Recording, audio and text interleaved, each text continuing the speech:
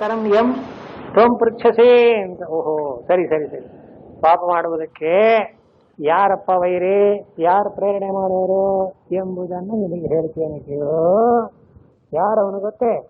ಕಾಮ ಏಷಃ ಕ್ರೋಧ ಏಷಃ ರಜೋ ಗುಣ ಸಮುದ್ಭವ ಮಹಾಶನೋ ಮಹಾಪಾಪ್ಮ ವಿದ್ಯೇರಮಿಹ ವೈರಿಣಾಂ. ಅರ್ಜುನ, ಆ ಒಳಗಿದ್ದು ನಿನ್ನನ್ನು ಪ್ರೇರಣೆ ಮಾಡೋದು ಯಾರು ಗೊತ್ತೇ?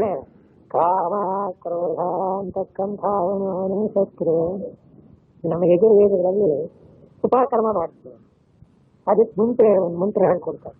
ಕಾಮೋಕಾರಶೇನ್ನಮೋ ನಮಃ, ಇನ್ನೊಂದು ಮನ್ಯರಕಾರಶೇನ್ನಮೋ ನಮಃ. ಎಷ್ಟು ಚೆನ್ನಾಗಿದೆ ನೋಡಿ. ವರ್ಷಕ್ಕೊಂದ್ಸಲ ಆ ವೇದವನ್ನ ಅಧ್ಯಯನ ಮಾಡೋದಕ್ಕೆ ಪ್ರಾರಂಭ ಮಾಡುವ ದಿವಸವನ್ನ ಉಪಕರ್ಮ ಅಂತಾರೆ. ಈ ನಾವು ಮಾಡೋದೇನು ಅಂದ್ರೆ ಉಪಕರ್ಮ ದಿವಸ ಅಧ್ಯಯನ ಮಾಡಿಬಿಟ್ರೆ ಇನ್ನೊಂದು ಉಪಕರ್ಮ ಬರೋವರೆಗೂ ಅನಧ್ಯಯನ ಆಗುತ್ತೆ. ಅದಲ್ಲ, ಪ್ರತಿದಿನ ಬ್ರಹ್ಮಯಜ್ಞ ಅಂತ ಬ್ರಾಹ್ಮಣನಿಗೆ ಒಂದು ಕರ್ತವ್ಯ. ದಿನೋ ಇಷ್ಟಿಷ್ಟು ವೇದವನ್ನ ಅಧ್ಯಯನ ಮಾಡಬೇಕು ಅಂತೇಳಿ ಮರ್ತೋಗ್ಬಿಡುತ್ತೆ. ಎಲ್ಲ ಸರಿ, ನಮ್ಮ ಇದರಲ್ಲಿ ಮನಸ್ಸನ್ನು ನಿಲ್ಬೇಕಾದ್ರೆ ಒಂದೇ ದಿನ ಮಾಡೋಕ್ಕಾಗಲ್ಲ ಅಂತ ಪ್ರತಿದಿನ ಇಷ್ಟಿಷ್ಟು ಅಧ್ಯಯನ ಮಾಡ್ರಿ ಅಂತ. ಬ್ರಹ್ಮಯಜ್ಞ ಅಂತ, ಬ್ರಹ್ಮ ಅಂದ್ರೆ ವೇದ, ಪ್ರತಿದಿನ ವೇದವನ್ನು ಇಷ್ಟು ಪಠನ ಮಾಡಬೇಕು ಅಂತ ಬ್ರಾಹ್ಮಣನಿಗೆ ಒಂದಾನೊಂದು. ಆದರೆ ಈ ಒಂದು ಉಪಕರ್ಮದ ಸಂದರ್ಭ ಹೇಳಿದ್ಮೇಲೆ ಅದನ್ನು ಚೂರು ಹೇಳ್ಬಿಡ್ತೀನಿ, ತಿಳ್ಕೊಂಬಿಡೋಣ. ಎರಡು ವಿಷಯ ಅದರಲ್ಲಿ.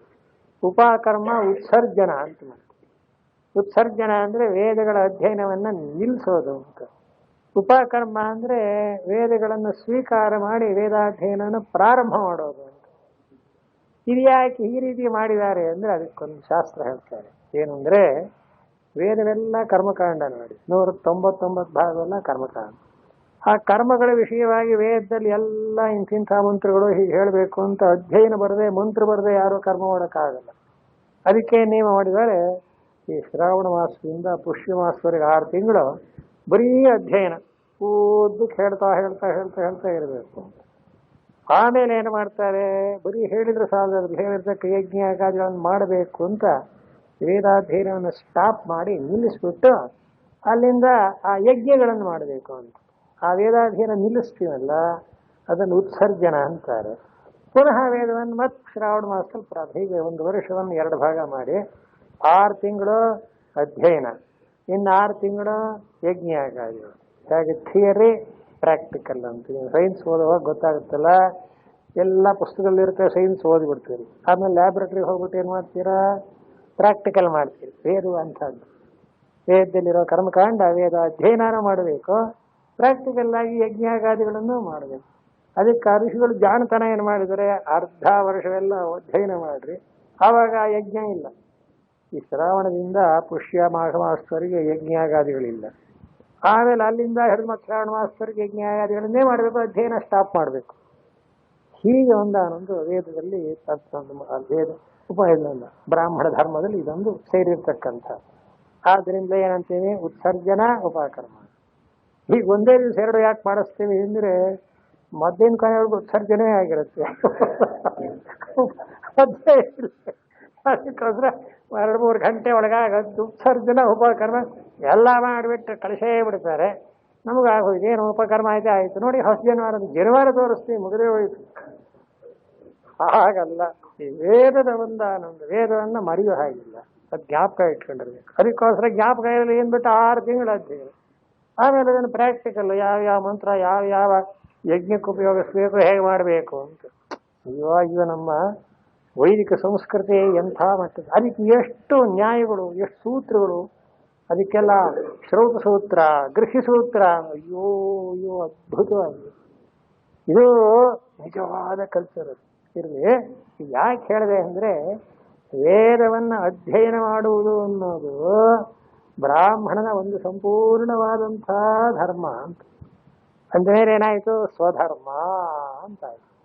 ಈ ಸ್ವಧರ್ಮವನ್ನು ಅನುಷ್ಠಾನ ಮಾಡಿ ಕೃತಾರ್ಥನಾಗಬೇಕು ಅಂತ ಭಗವಂತ ಹೇಳ್ತಾ ಇದ್ರೆ, ಮನುಷ್ಯ ಪಾಪ ಮಾಡಿಬಿಡ್ತಾನಲ್ಲ, ಯಾಕೆ ಇದನ್ನೆಲ್ಲ ಯಾಕೆ ಬಿಡ್ತಾನೆ ಅಂತ ಪ್ರಶ್ನೆ.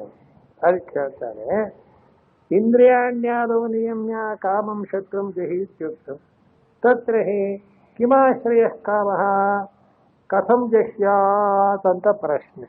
ಅಂದರೆ ಭಗವಂತ ಏನು ಹೇಳಿದ, ಇಂದ್ರಿಯಸ್ಯೇಂದ್ರಿಯಸ್ಯಾರ್ಥೆ ಅಂತ ಹೇಳಿ ಇಂದ್ರಿಯಗಳನ್ನು ನಿಯಮನ ಮಾಡು, ಅಲ್ಲಿ ಕಾಮ ಸೇರಿರ್ತಾರೆ, ಆದ್ದರಿಂದ ಅವನನ್ನು ಹೊಡೆಯೇ ಅಂತ ಹೇಳಿದ್ರು ಆಗ್ಬಹುದು.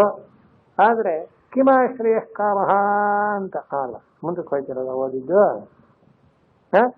ಹೌದು, ಅದು ಮುಂದೆ ಬರುತ್ತೆ. ಇಲ್ಲೇನಾಯ್ತು, ಕಾಮ ಏಷಃ ಕ್ರೋಧ ಏಷಃ ಅಂತ ಭಗವಂತ ಹೇಳ್ತಾ ಈಗ ಶ್ಲೋಕದ ಅರ್ಥವನ್ನು ಸ್ವಲ್ಪ ಓದ್ತೀನಿ. ಕಾಮ ಸರ್ವಲೋಕಶತ್ರು. ಮದ್ದೇನು ಬರ್ತಾರೆ ಅಂದರೆ, ಇಲ್ಲಿ ಶ್ರೀ ಭಗವಾನ್ ವಾಚ ಅಂತ ಬಂತು ನೋಡಿ. ಅರ್ಜುನ ವಾಚ ಆದಮೇಲೆ ಶ್ರೀ ಭಗವಾನ್ ವಾಚ ಅಂತ ಬಂತಲ್ಲ, ಆ ಭಗವಾನ್ ವಾಚ ಅನ್ನೋಕ್ಕೆ ಶಂಕರ ಭಾಷ್ಯದಲ್ಲಿ ಇವಾಗ 2-3 ಕಡೆ ಪ್ರಾರಂಭದಿಂದ ಬಂದಿದೆ. ಇದು ಒಂದೇ ಕಡೆಯವರೆಗೆ ಆ ಭಗವಾನ್ ವಾಚ ಅನ್ನೋಕ್ಕೆ ಅರ್ಥ ಬರೀತಾರೆ. ಭಗವಾನ್ ಅಂದ್ರೆ ಏನು ಅಂತ ಅದನ್ನು ಸ್ವಲ್ಪ ವಿಚಾರ ಮಾಡಿಕೊಂಡೇ ಮುಂದಕ್ಕೆ ಹೋಗ್ಬಿಡೋಣ.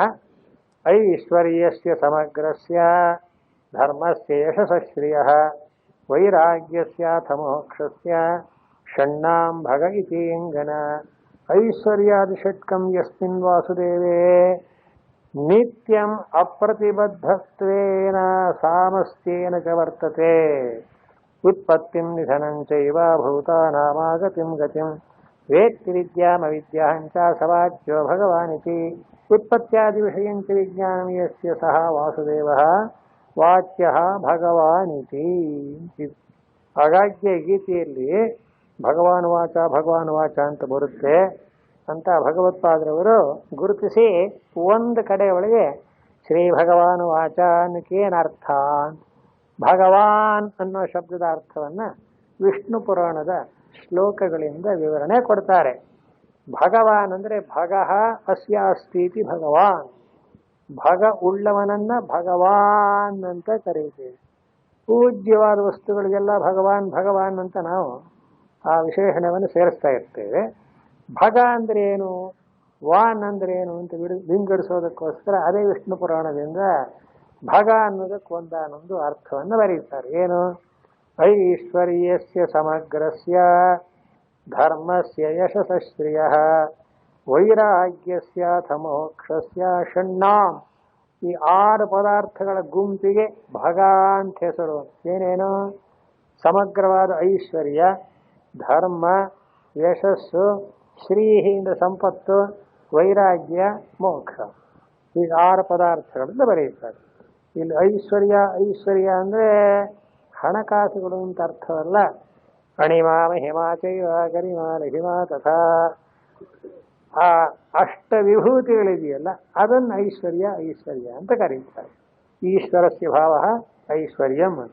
ಈ ಶ್ಲೋಕವನ್ನ ವಿಷ್ಣು ಪುರಾಣದಿಂದ ಆಯ್ಕೆ ಮಾಡಿ ಭಗವಾನ್ ಅನ್ನೋ ಶಬ್ದಕ್ಕೆ ಅರ್ಥ ಮಾಡುವಾಗ ಭಗ ಅಂದ್ರೆ ಏನು ಅನ್ನೋ ಮಾತಿಗೆ ಷಣ್ಣಾಂ ಭಗ ಇತೀಂಗನ. ಈ 6 ಪದಾರ್ಥಗಳಿಗೆ ಭಗ ಅಂತ ಹೆಸರು.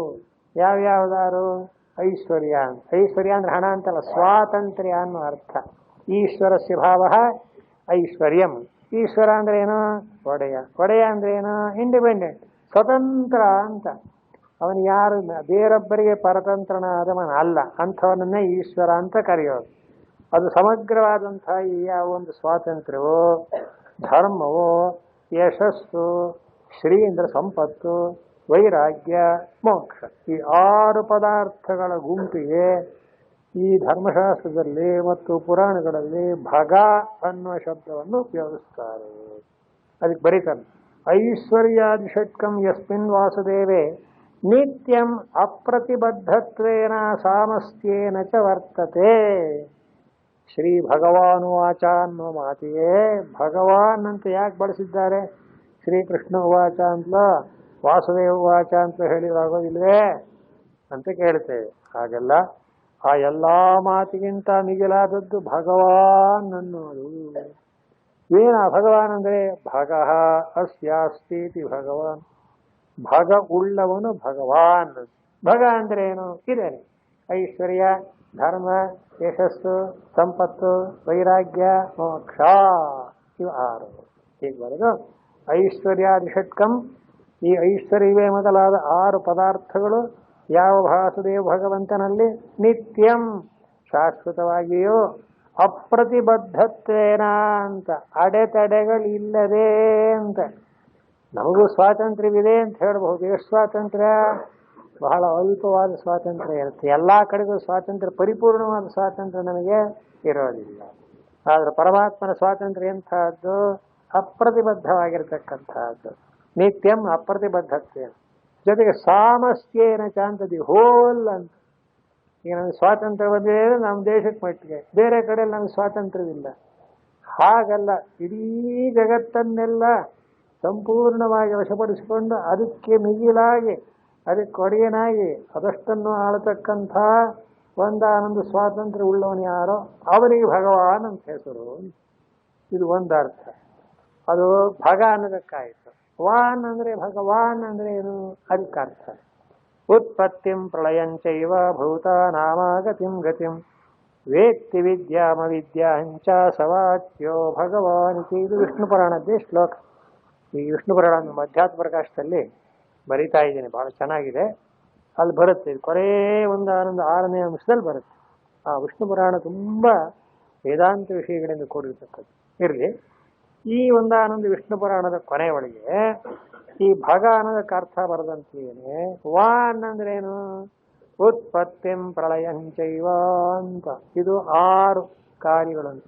ಜಗತ್ತಿನ ಉತ್ಪತ್ತಿ, ಜಗತ್ತಿನ ಪ್ರಳಯ, ಜಗತ್ತು ಸ್ಥಿತಿ ಕಾಲದಲ್ಲಿ ಇದ್ದಾಗ ಭೂತಾನಾಂ ಆಗತಿಂ ಗತಿಂ ಅಂತ. ಭವಂತೀತಿ ಭೂತಾನಿ. ಇಡೀ ಬ್ರಹ್ಮಾಂಡದಲ್ಲಿ ಸೃಷ್ಟಿಯಾಗಿರ್ತಕ್ಕ ಬ್ರಹ್ಮನಿಂದ ಹಿಡಿದ ಒಂದು ಹುಳುವಿನವರೆಗಿನ ಸಮಸ್ತ ಜೀವರುಗಳದ್ದು ಆಗತಿ ಗತಿ ಅಂತ. ಅವರೆಲ್ಲ ಹೇಗೆ ಜೀವರುಗಳೆಲ್ಲರೂ ವಿಂಗಡವಾಗಿ ಬಿಡಿಬಿಡಿಯಾಗಿ ಬೇರೆ ಬೇರೆ ಸ್ವಭಾವವುಳ್ಳವರಾಗಿ ವಿಚಿತ್ರವಾಗಿ ಜಗತ್ತಿನಲ್ಲಿ ತೋರ್ಕೊಳ್ತಾರಲ್ವೇ, ಇದನ್ನೆಲ್ಲ ಯಾರು ಮಾಡೋರು ಅಂತ.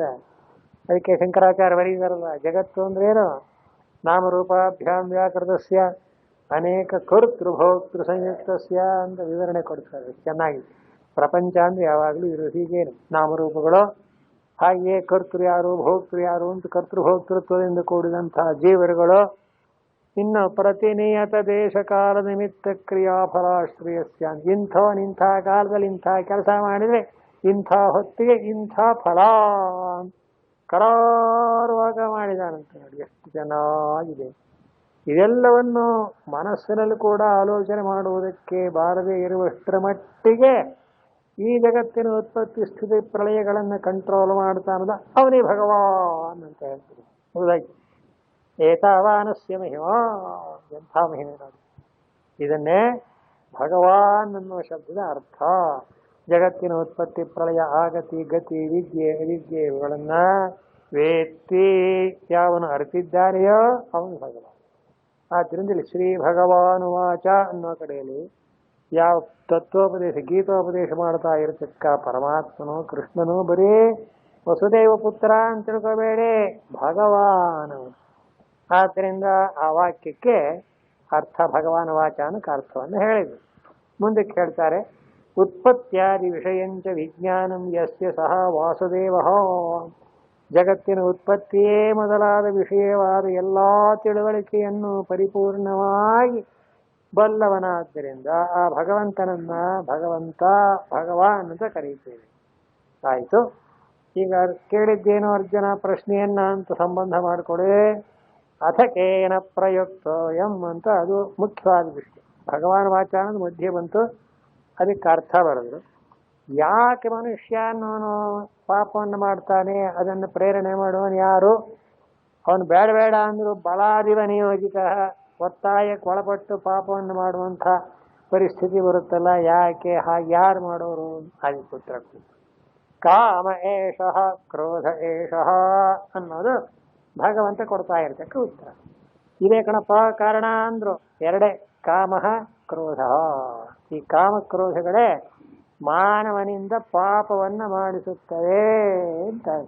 ಅದಕ್ಕೋಸ್ಕರ ವೇದದಲ್ಲಿ ಕಾಮೋಕಾರಷೇ ನಮೋ ನಮಃ, ಮನ್ಯರಕಾರಷೇ, ಮನ್ಯ ಅಂದ್ರೆ ಕೋಪ, ಮನ್ಯರಕಾರಷೇ ನಮೋ ನಮಃ ಅಂತ ಒಬ್ಬ ಋಷಿ ತೈತ್ರಿಯ ಮಹಾನಾರಾಯಣದಲ್ಲಿ ಮಂತ್ರ ಬರುತ್ತೆ.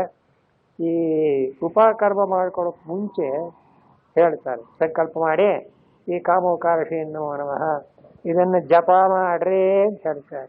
ನೋಡಿ ಎಷ್ಟು ಚೆನ್ನಾಗಿದೆ. ಯಾಕೆಂದ್ರೆ ವೇದಗಳನ್ನು ಸ್ವೀಕಾರ ಮಾಡೋ ವೇಳೆಗೆ ಅಂತಃಕರಣ ಶುದ್ಧಿಯಾಗಿರ್ಬೇಕು, ಪಾಪಗಳೆಲ್ಲ ಪರಿಹಾರ ಆಗಿರ್ಬೇಕು. ಏನು ಮಾಡಿರ್ತೀವೋ ಅದಕ್ಕೋಸ್ಕರ ದೇವರನ್ನು ಕೇಳ್ಕೊಳ್ಳೋದು. ನಾನೆಲ್ಲ ಮಾಡಿದ್ದು ಕಾಮ ಉಂಟು ಮಾಡಿದ್ದು ಅಂತ. ನಾನೇ ಕಾಮ ಅಂದ್ಕೊಂಡಾಗ ನನಗೆ ಅಂಟ್ಕೊಳ್ಳುತ್ತೆ. ಅದಕ್ಕೆ ಹೇಳಿ ಕಾಮೋಕಾರಷಿ ಕಾಮಃ ಕರೋತಿ ನಾಹಂಕರೋಮಿ ಕಾಮಃ ಕರ್ತ ನಾಹಂಕರ್ತ ಕಾಮಃ ಕಾರ್ಯತ ನಾಹಂಕಾರ್ಯತ ಏಷತೆ ಕಾಮ ಕಾಮಾಯ ಸ್ವಾಹ. ಯಜುರ್ವೇದಿಗಳೆಲ್ಲ ಇದನ್ನ ಉಪಕರ್ಮ ದಿವಸ ಬೆಳಿಗ್ಗೆ ಜಪ ಮಾಡ್ತಾರೆ. ನಾನು ಇದನ್ನ ಎಲ್ಲ ಹೇಳಬೇಕು ಪುರೋಹಿತರಾಗಿರೋರು. ಯಾಕೆ ಮಾಡ್ತೇವೆ, ಏನು ಇದರ ಅರ್ಥ ಹೇಳಿದ್ರೆ ಗೊತ್ತಾಗುತ್ತೆ. ಅದು ಸುಮ್ಮನೆ ಏನೋ ಉಪಕರ್ಮ ಮಾಡಿಸಿದ್ರು ದಕ್ಷಿಣೆ ತಗೊಂಡು ಅಂದ್ರೆ ಅವ್ರಿಗೆ ದಕ್ಷಿಣೆ ಬಂತು, ಇವರಿಗೆ ಉಪಕರ್ಮ ಆಯಿತು ಅಂತ. ಎಷ್ಟೋ ಜನ ಏನಂತಾರೆ ಗೊತ್ತಾ, ಯಾರು ಬೇಜಾರು ಮಾಡ್ಕೋಬೇಡಿ, ಉಪಕರ್ಮ ಆಯ್ತು ನೋಡಿ ಜನಿವಾರ ತೋರಿಸ್ತಾರೆ ಹೊರತು ಅಲ್ಲಿ ಬ್ರಹ್ಮಯಜ್ಞ ಮಾಡಿದ್ವಿ ಇಲ್ಲಿ. ಉಪಕರ್ಮ ಅಂದ್ರೆ ವೇದವನ್ನ ಸ್ಟಾರ್ಟ್ ಮಾಡೋದು ಅಂತ. ಬಹಳ ಜನ ಏನ್ ಮಾಡ್ತಾರೆ ಗೊತ್ತೇ, ಶನಿವಾರ ಹಾಕಿದ ಕೂಡಲೇ ಉಪಕರ್ಮ ಮುಗ್ದೇ ಹೋಯಿತು, ಒಂದು ಸ್ವಲ್ಪ ಆಫೀಸ್ಕೋಬೇಕು ಸ್ವಾಮಿ ಬರ್ತೀನಿ ಹೋಗಿ ಮಹಾರಾಜ. ಅಲ್ಲೇ ಅಲ್ಲಿ ಬ್ರಾಹ್ಮಣನ ಅತ್ಯಂತ ತೀರಾ ಅಗತ್ಯವಾದ ಧರ್ಮ ಅಂದ್ರೆ ಯಾವುದು? ವೇದಾಧ್ಯಯ. ಸ್ವಾಧ್ಯಾಯಾಭ್ಯಸನಂಚೈವ ವಾಂಗ್ಮಯಂ ತಪ ಉಚ್ಯತೆ. ವಾಂಗ್ಮಯ ತಪಸ್ಸೋದು. ಪ್ರತಿಯೊಬ್ಬ ಬ್ರಾಹ್ಮಣನು ತನ್ನ ವೇದವನ್ನು ಅಧ್ಯಯನ ಮಾಡಬೇಕು. ಆ ವೇದಾಧ್ಯಯನಕ್ಕೆ ಉಪಕರ್ಮ ಅಂದ್ರೆ ಪ್ರಾರಂಭ ಮಾಡುವ ಸಮಯದಲ್ಲೇ ಈ ಕಾಮಕ್ರೋಧಗಳನ್ನೆಲ್ಲ ಸ್ವಲ್ಪ ಡಿಟ್ಯಾಚ್ ಮಾಡಬೇಕು, ಹೊರಗಡೆ ಇಟ್ಟಿರ್ಬೇಕು. ಆ ಕಡೆ ಇರಿ ನೀವೆಲ್ಲ. ಅದಕ್ಕೋಸ್ಕರ ಕಾಮೋಕಾರಷಿ ನಮೋ ನಮಃ. ಸಂವತ್ಸರದಲ್ಲೇ ಮಾಡಿರೋ ಎಲ್ಲ ಪಾಪಗಳು ಹೋಗಬೇಕು, ಶುದ್ಧವಾಗಬೇಕಲ್ಲ ಶರೀರ, ಮನಸ್ಸು ಶುದ್ಧವಾಗಬೇಕಲ್ಲ ವೇದಾಧ್ಯಯನ ಮಾಡೋಕ್ಕೆ ಅಂತ ಅದ ಅರ್ಥ. ಅದಕ್ಕಿಲ್ಲ ಅಂದ್ರೆ ಏನಂತ, ಕಾಮಃ ಅಂದ್ರೆ ಸರ್ವಾನರ್ಥ ಪ್ರಾಪ್ತಿ ಸರ್ವಲೋಕ ಶತ್ರು ಯನ್ನಿಮಿತ್ತ. ಯಾವ ಈ ಕಾಮನಿಂದಲೇ ಪ್ರಾಣಿಗಳಿಗೆಲ್ಲ ಸಮಸ್ತ ವಿಧವಾದಂತಹ ಅನರ್ಥಗಳು ಅಂದರೆ ಎಲ್ಲ ಒಂದು ರೀತಿಯಾದ ಪಾಪಗಳು ದೋಷಗಳು ಬರೋದು ಈ ಕಾಮನಿಂದಲೇ ಬರುತ್ತೆ ಅಂತ ಅರ್ಥ. ಆದ್ದರಿಂದ ಆ ಕಾಮನನ್ನ ಮೊದಲು ಏನು ಮಾಡಬೇಕು? ನಿಗ್ರಹ. ವಿದ್ಯೇನ ನೋಡೋ ಅರ್ಜುನ, ನೀನು ಕ್ಷತ್ರಿಯಗಳನ್ನು ಸಂಹಾರ ಮಾಡೋದ್ರ ಜಾಣ, ಇವನ್ ಹೊಡಿ ಯಾರನ್ನ, ಈ ಕಾಮನ ಶತ್ರುವನ್ನ ಗೆಲ್ಲಯ್ಯ ಅಂತ ಹೇಳ್ತಾನೆ. ಅತಃ ಕ್ರೋಧೋತ್ಯೇಷ ಏವ ಅಂದ್ರು. ಕಾಮ ಆಯಿತು, ಕಾಮ ಏಷಃ ಕ್ರೋಧ ಏಷಃ. ಈ ಸಂಸ್ಕೃತದಲ್ಲಿ ಏಷಃ ಅನ್ನೋ ಶಬ್ದಕ್ಕೊಂದು ವಿಶೇಷ ಅರ್ಥ ಏನು ಅಂತ, ಅಯಂ ಅಂದ್ರೆ ಇವನು ಅಂತ ಅರ್ಥ ಆಗುತ್ತೆ. ಇವನು ಅವನು ಅಂತ ಹೀಗೆ ಸ್ವಲ್ಪ ದೂರದಲ್ಲಿ ಹತ್ತಿರದಲ್ಲಿದ್ದರೆ ಅರ್ಥ ಮಾಡಬಹುದು. ಏಷಃ ಅನ್ನೋಕ್ಕೆ ಮಾತ್ರ ವ್ಯಾಕರಣ ಏನು ಹೇಳುತ್ತೆ, ಎದುರಿಗಿರ್ಬೇಕದು. ಎದುರಿಗಿರೋ ಪದಾರ್ಥವನ್ನು ಮಾತ್ರ ಏಷಃ ಅಂತ ಹೇಳಬೇಕೇ ಹೊರತು ಪ್ರತ್ಯಕ್ಷವಲ್ಲದೆ ಅಂತ ಹೇಳಬಾರ್ದು. ನೋಡಿ ಆ ಭಗವಂತ ಹೇಳೋ ಶ್ಲೋಕದಲ್ಲಿ ಕಾಮ ಏಷಃ ಅಂತ, ಕಾಮಃ ಅಯಂ ಅಂತ ಹೇಳಲಿಲ್ಲ. ಯಾಕೆ? ಅಯಂ ಅಂದರೆ ಪರೋಕ್ಷವಾಗುತ್ತೆ, ಎದುರಿಗೆ ಕಾಣುತ್ತಲ್ಲ ಯಾವುದು ಅಂತ. ಕಾಮ ಕ್ರೋಧ, ಕೋಪ ಉಂಟಾಗುವುದು, ಬಯಕೆ ಉಂಟಾಗುವುದು ಅನ್ನೋದು ಪ್ರತಿಯೊಬ್ಬರಿಗೂ ಕೂಡ ನೇರಾಗಿ ಅನುಭವದಲ್ಲಿದೆ ಅಂತ. ಇವನೇ ನೋಡಪ್ಪ, ಇವನೇ ಶತ್ರು. ರಜೋ ಗುಣ ಸಮುದ್ಭವ ಅಂದ್ರು. ಕ್ರೋಧೋಪ್ಯೇಷೇವ ರಜೋ ಗುಣ ಸಮುದ್ಭವ ಅಂದ್ರೆ ಅಲ್ಲ. ಏಷಃ ಅನ್ನೋ ಶಬ್ದಕ್ಕೆ ಕಾಮಃ ಕ್ರೋಧ ಅಂತ ಎರಡು ಹೇಳಿದ್ರಲ್ಲ ಅಂತ ಎರಡು ಅಂತ ತಿಳ್ಕೊಬೇಡಿ ಅಂತಾರೆ. ಯಾಕೆ? ಏಷಃ ಅನ್ನೋ ಶಬ್ದ ಎರಡರಲ್ಲೂ ಇರೋಣದ್ರಿಂದ ಕಾಮ ಅಂದ್ರು ಇದೆ, ಕ್ರೋಧ ಅಂದ್ರು ಇದೆ. ಯಾಕೆ ಅಂತ, ಕಾಮ ಉಂಟಾಯಿತು ಅಂದ ಕೂಡಲೇ ಅದರ ಹಿಂದ್ಗಡೆ ಒಳಗೇನೆ ಕೋಪ ಬಂದ್ಬಿಡುತ್ತೆ. ಸಂಗಾತ್ ಸಂಜಾಯಿತೆ ಕಾಮಃ ಅಂತ ಹೇಳಿ ಕಾಮಾತ್ ಕ್ರೋಧೋಭಿಜಾಯತೆ. ಕಾಮ ಯಾವಾಗ ಏನಾದ್ರು ಪ್ರತಿಹತವಾಗುತ್ತೋ, ಕಾಮಕ್ಕೆ ಒಡ್ಡಿ ಬಂದ್ಬಿಡುತ್ತೋ, ಅದು ಕ್ರೋಧವಾಗಿಬಿಡುತ್ತೆ. ನಂಗೆ ಬೇಕು ಬೇಕು ಬೇಕು ಅಂತ ಹೇಳ್ತೀವಿ ಹುಡುಗರು. ಬೇಕು ಬೇಕು ಅನ್ನೋದು ಕಾಮ ಆಯಿತು. ಏನೋ ಒಂದು ಕೊಡ್ತೀನಿ, ಕೊಟ್ಟು ಕೂಡ್ಲೇನೆ ಕಿತ್ತೊಂಬಿಡಿ ಸಿಟ್ಟು ಬಂದ್ಬಿಡ್ತು. ಯಾಕೆ? ಥಟ್ ಅಂತ ಕಾಮ ಯಾವಾಗ ಪ್ರತಿಹತವಾಯಿತು, ಅದು ಅಡ್ಡಿಪಡಿಸಲ್ಪಟ್ಟು ಕೂಡಲೇ ಏನಾಗ್ಬಿಡುತ್ತೆ, ಕೋಪಕ್ಕೆ ತಿರುಗಿಬಿಡುತ್ತೆ. ಆದ್ದರಿಂದ ಎರಡು ಏನು ಕಾಮವೇಂದ್ರು, ಕಾಮದಿಂದಲೇ ಕ್ರೋಧವಾದ್ರಿಂದ ಕಾಮ ಏಷ ಏವ ಕ್ರೋಧೋತ್ಯೇಷ ಏವ. ಕಾಮ ಅಂದ್ರೆ ಇವನೇ, ಕ್ರೋಧ ಅಂದ್ರೆ ಇವನೇ. ಇವರಿಬ್ರು ಯಾರು? ರಜೋ ಗುಣ ಸಮುದ್ಭವ. ರಜೋಗುಣದಿಂದ ಹುಟ್ಟಿರೋರು ಅಂತಾಯ್ತು. ರಜಶ್ಚ ತದ್ಗುಣಶ್ಚ ರಜೋಗುಣ ಸ ಸಮುದ್ಭವ ಅಂತ ಕರ್ಮಧಾರೆಯ ಸಮಾಸ ಮಾಡಿದ್ರು. ರಜೋಗುಣ ರಜೋಗುಣ ಅಂದ್ರೆ ರಜಸ್ಸು ಅಂದ್ರು ಒಂದೇ, ಗುಣ ಅಂದ್ರೆ ಒಂದೇ. ಗುಣ ಅನ್ನೋದ್ರಲ್ಲಿ ಮೂರು: ಸತ್ವಗುಣ, ರಜೋಗುಣ, ತಮೋಗುಣ. ಮೂರು ಗುಣಗಳೇ. ಹಿಂದ್ಗಡೆ ವಿಶೇಷಣಗಳು ಮಾತ್ರ ವ್ಯತ್ಯಾಸ. ಆದ್ರಿಂದ ರಜಸ್ಸು ಅಂದ್ರೇನು? ಕೊಳೆ, ದೋಷ ಅನ್ನೋ ಅರ್ಥ, ಕೊಳಕು ಅನ್ನೋ ಅರ್ಥ. ಆ ದೋಷವೇ ಒಂದಾನೊಂದು ಗುಣ ಅಂತ ಹೆಸರು ಕರೆದಿದೆ. ಇದರಿಂದ ಏನಾಗ್ಬಿಡುತ್ತೆ? ಕ್ರೋಧ ಉಂಟಾಗುತ್ತೆ, ಕಾಮ ಉಂಟಾಗುತ್ತೆ. ಇವೆರಡೂ ಕೂಡ ರಜೋಗುಣದಿಂದ ಆಗತಕ್ಕದ್ದು. ಸತ್ವಗುಣ, ರಜೋಗುಣ, ತಮೋಗುಣ ಅಂತ ಮೂರು ಇದೆಯಲ್ಲ. ಏನಾಗುತ್ತೆ ಅಂದರೆ ಈ ಪ್ರಕೃತಿ ಎನ್ನುವ ವಸ್ತುವೇ ಜಗನ್ಮೂಲ ಅಲ್ವಾ, ಅದ್ರಲ್ಲಿ ಮೂರು ಗುಣಗಳು ಇವೆ. ಸಾಂಖ್ಯಗಳ ಪುರ ಸತ್ವಗುಣ, ರಜೋಗುಣ, ತಮೋಗುಣ ಮೂರು. ಆದ್ದರಿಂದ ಸೃಷ್ಟಿ ಒಳಗೆ ಏನೇನು ಪದಾರ್ಥಗಳಿದ್ರೂ ತ್ರಿಗುಣಾತ್ಮಕವೇ ಹೊರತು ಅದಕ್ಕಿಂತ ಬೇರೆ ಇಲ್ಲವೇ ಇಲ್ಲ. ಕೊನೆಯ 18ನೇ ಅಧ್ಯಾಯ ಹೇಳ್ತಾನೆ ಭಗವಂತ, ನತದಸ್ತಿ ಪೃಥಿವ್ಯಾಂವ ದಿವಿ ದೇವೇಶು ವಾ ಪುನಃ ಸತ್ವಂ ಪ್ರಕೃತಿ ಜೈರ್ಮುಕ್ತಂ ಯದೇಭಿ ಸ್ಯಾತ್ ತ್ರಿಭಿರ್ಗುಣೈ. ಇಡೀ ಸೃಷ್ಟಿಯಲ್ಲೇ ದಿವಿ ಸ್ವರ್ಗಲೋಕದಲ್ಲೇ ಎಲ್ಲ ಕಡಲು ಅಷ್ಟೇನೆ ಅಂತ ಅರ್ಥ. ಏನೇನು? ಈ ಗುಣಗಳು ಸತ್ವರಜಸ್ತಮೋ ಗುಣಗಳಿಂದ ಆಗಿರತಕ್ಕಂಥದ್ದೇ ಸತ್ವ. ಅಂದರೆ ಒಂದು ಪ್ರಾಣಿ, ಅವನ ದೇವತೆ ಆಗಿರಬಹುದು, ಮನುಷ್ಯನಾಗಿರಬಹುದು, ಋಷಿ ಆಗಿರಬಹುದು, ಗಂಡಸಾಗಿರ್ಬಹುದು, ಹೆಂಗಸಾಗಿರಬಹುದು. ಆದರೆ ಏನವನು? ತ್ರಿಗುಣ. ತ್ರಿಗುಣಗಳ ಒಂದಾನೊಂದು ಗುಂಪಿಗೆ ಸೇರಿರ್ತಾನೆ. ಆದ್ದರಿಂದ ಈ ಸತ್ವಗುಣ ಅಲ್ಲ, ರಜೋಗುಣ ತಮೋ ಗುಣಗಳು ಅನ್ನೋದು, ರಜೋಗುಣದಿಂದ ಆಗತಕ್ಕ ಕ್ರೋಧಾದಿಗಳು ಕೂಡ ರಜೋಗುಣಕ್ಕೆ ಸೇರಿರುತ್ತವೆ. ಆದ್ದರಿಂದ ಈ ಯಾವ ಒಂದಾನೊಂದು ವೈರಿ ಇದ್ದಾನಲ್ಲ, ಇವನಿಗೇನು ಹೆಸರಿಟ್ಟು ನಾವೀಗ? ಕಾಮ, ಕ್ರೋಧ ಅಂತ. ಕಾಮ ಅಂದ್ರು ಅವನೇ, ಕಾಮದಿಂದಲೇ ಕ್ರೋಧವಾದ್ರಿಂದ ಕ್ರೋಧ ಅಂದ್ರು ಅವನೇ. ಈ ಕಾಮ ಕ್ರೋಧ ಅಂತ ಎರಡು ಯಾಕೆ ಬಂತು ಶಬ್ದ? ಅದಕ್ಕೆ ಹೇಳ್ತಾರೆ, ಕಾಮೋ ಹಿ ಉದ್ಭೂತಃ ರಜಃ ಪ್ರವರ್ತಯನ್ನ ಪುರುಷಂ ಪ್ರವರ್ತಯತಿ. ಕಾಮ ಅಂದ್ರೆ ಬಯಕೆ. ಬಯಕೆ ಉಂಟಾಗುವುದು ಮನಸ್ಸಿನಲ್ಲಿ. ಮನಸ್ಸಿನಲ್ಲಿ ಉಂಟಾಗ್ತಾ ಏನಾಗುತ್ತೆ? ಮೆಲ್ಲಿಗೆ ಆ ರಜೋಗುಣದಿಂದ ಹುಟ್ಟಿದಂತಹ ಕಾಮ ಮೆಲ್ಲಿಗೆ ಪ್ರವರ್ಧಯನ್ ಅಂತ ಬೆಳೀತಾ ಇದ್ದಂತೆಲ್ಲ ಮುಂದಕ್ಕೇನಾಗುತ್ತೆ? ಪುರುಷಂ ಪ್ರವರ್ತಯತಿ ಅಂತ ಮನುಷ್ಯನನ್ನ ತಳ್ಳುತ್ತಂತೆ. ಮಾಡು, ಈ ಕೆಲಸ ಮಾಡು ಅಂತ ತಳ್ಳುತ್ತಂತೆ. ಅದಕ್ಕೆ ಹೇಳ್ತಾರೆ, ತೃಷ್ಣಯಾಹಿ ಅಹಂಕಾರಿತಃ ಇತಿ ದುಃಖಿತಾನಾಂ ರಜಃ ಕಾರ್ಯೇ ಸೇವಾದೋ ಪ್ರವೃತ್ತಾನಾಂ ಪ್ರಲಾಪ ಶ್ರೂಯತೆ. ಲೌಕಿಕವಾದ ಒಂದು ಉದಾಹರಣೆಯನ್ನು ಕೊಡ್ತಾರೆ. ಏನು? ಕಾಮಕ್ರೋಧಗಳು ರಜೋಗುಣದಿಂದ ಉಂಟಾಗಿದೆ ಅಂತ ಸಬ್ಜೆಕ್ಟ್ ಹೇಳಿದ್ರು. ಅದಕ್ಕೆ ಮೂಲವಾಗಿರೋದು ಕಾಮವೇಯ. ಕಾಮದಿಂದಲೇ ರಜಸ್ಸು ಅನ್ನೋದು ಉಂಟಾಗುತ್ತೆ. ಆಗಲೇ ಮನುಷ್ಯ ತನ್ನ ಕರ್ತವ್ಯಾನಕ್ಕಿಂತ ಕೆಲಸವನ್ನ ಮಾಡ್ತಾನೆ ಅಂತ ಹೇಳಬೇಕು. ಇದಕ್ಕೆ ಉತ್ತರ, ಇದನ್ನು ವಿವರಣೆ ಕೊಡ್ತಾರೆ. ತೃಷ್ಣಯಾಹಿ ಅಹಂಕಾರಿತಃ ಇತಿ. ಯಾವುದೇ ಸಂದರ್ಭದಲ್ಲಿ ಏನಾಗುತ್ತೆ? ಮನುಷ್ಯ ಈ ಕಾಮಕ್ರೋಧಗಳಿಂದ ಪ್ರೇರಿತನಾಗಿ ಏನೋ ಒಂದು ಕೆಲಸ ಮಾಡ್ತಾನೆ ಅಂತ ಇಟ್ಕೊಳ್ಳಿ. ಆ ಕೆಲಸ ಏನಾದರೂ ಕೆಟ್ಟ ಕೆಲಸವಾಗಿದ್ರೆ ಆಮೇಲೆ ಅನ್ಸುತ್ತಂತ, ಅಯ್ಯೋ ನಾನು ಮಾಡಿಬಿಟ್ಟೆ ಅಂತ. ಮಾಡುವಾಗ ಗೊತ್ತಾಗಲ್ಲ. ಅದು ಮಾಡಿ ಆದ ಮೇಲೆ ಕೋಪ ಬಂದಿರುತ್ತೆ. ಹಿಡ್ಕೊಂಡು ಯಾರಿಗೂ ಹೊಡೆದು ಬಿಡ್ತೀವಿ ಅಂತ ಇಟ್ಕೊಂಡು, ಮಗುಗೆ ಹೊಡೆದು ಬಿಡ್ತೀವಿ. ಮಗು ಕಾಯಿಲೆ ಮಾಡ್ಕೊಂಡ್ಬಿಡುತ್ತೆ. ಅಯ್ಯೋ ಇಂಥ ಕೆಲಸ ಆಯ್ತಪ್ಪ, ಕೋಪದಿಂದ ಮಗು ಹೊಡೆದ್ಬಿಡ್ತಲ್ಲ. ಹೀಗೆ ಯಾವುದೇ ಒಂದು ಕಾರ್ಯವನ್ನ ಕೋಪದಿಂದ ಮಾಡಿದಾಗ, ಅದಕ್ಕೆ ಇಂಗ್ಲೀಷ್ನಲ್ಲಿ ಹೇಳ್ತಾರಂತಲ್ಲಪ್ಪ, ಕೋಪ ಬಂದಾಗ ಕೌಂಟ್ 10 ಅನ್ನಂತ. ಏನಂತ? 1 2 3 4 10 ಎಣಿಸೋದ್ರೊಳಗ ಹಾಗೆ ಕಂಟ್ರೋಲ್ ಮಾಡಬೇಕು. ನಡೀತೀವಿ ಕೌಂಟ್ 10 ಇದೆ. ಇಲ್ಲೇ ಏನಾಗುತ್ತೆ? ರಜೋಗುಣದಿಂದ ಉಂಟಾದ ಕ್ರೋಧ ಕೆಲಸ ಮಾಡಿಸ್ಬಿಡುತ್ತೆ. ಆಗ ದುಃಖ ಉಂಟಾಗುತ್ತೆ. ಅದಕ್ಕೋಸ್ಕರ ಈ ಕಾಮ ಯಾವಾಗ ಮಿಗಿಲಾಗಿ ಏಳುತ್ತದೆಯೋ ರಜೋಗುಣದಿಂದ, ಅದು ಮನುಷ್ಯನನ್ನ ತುಳ್ಳುತ್ತಲ್ಲ ಕೆಲಸದಲ್ಲಿ, ಆಗ ಅವನು ಆ ಕ್ರೋಧದಿಂದ ಕೆಟ್ಟ ಕೆಲಸ ಮಾಡ್ತಾನೆ.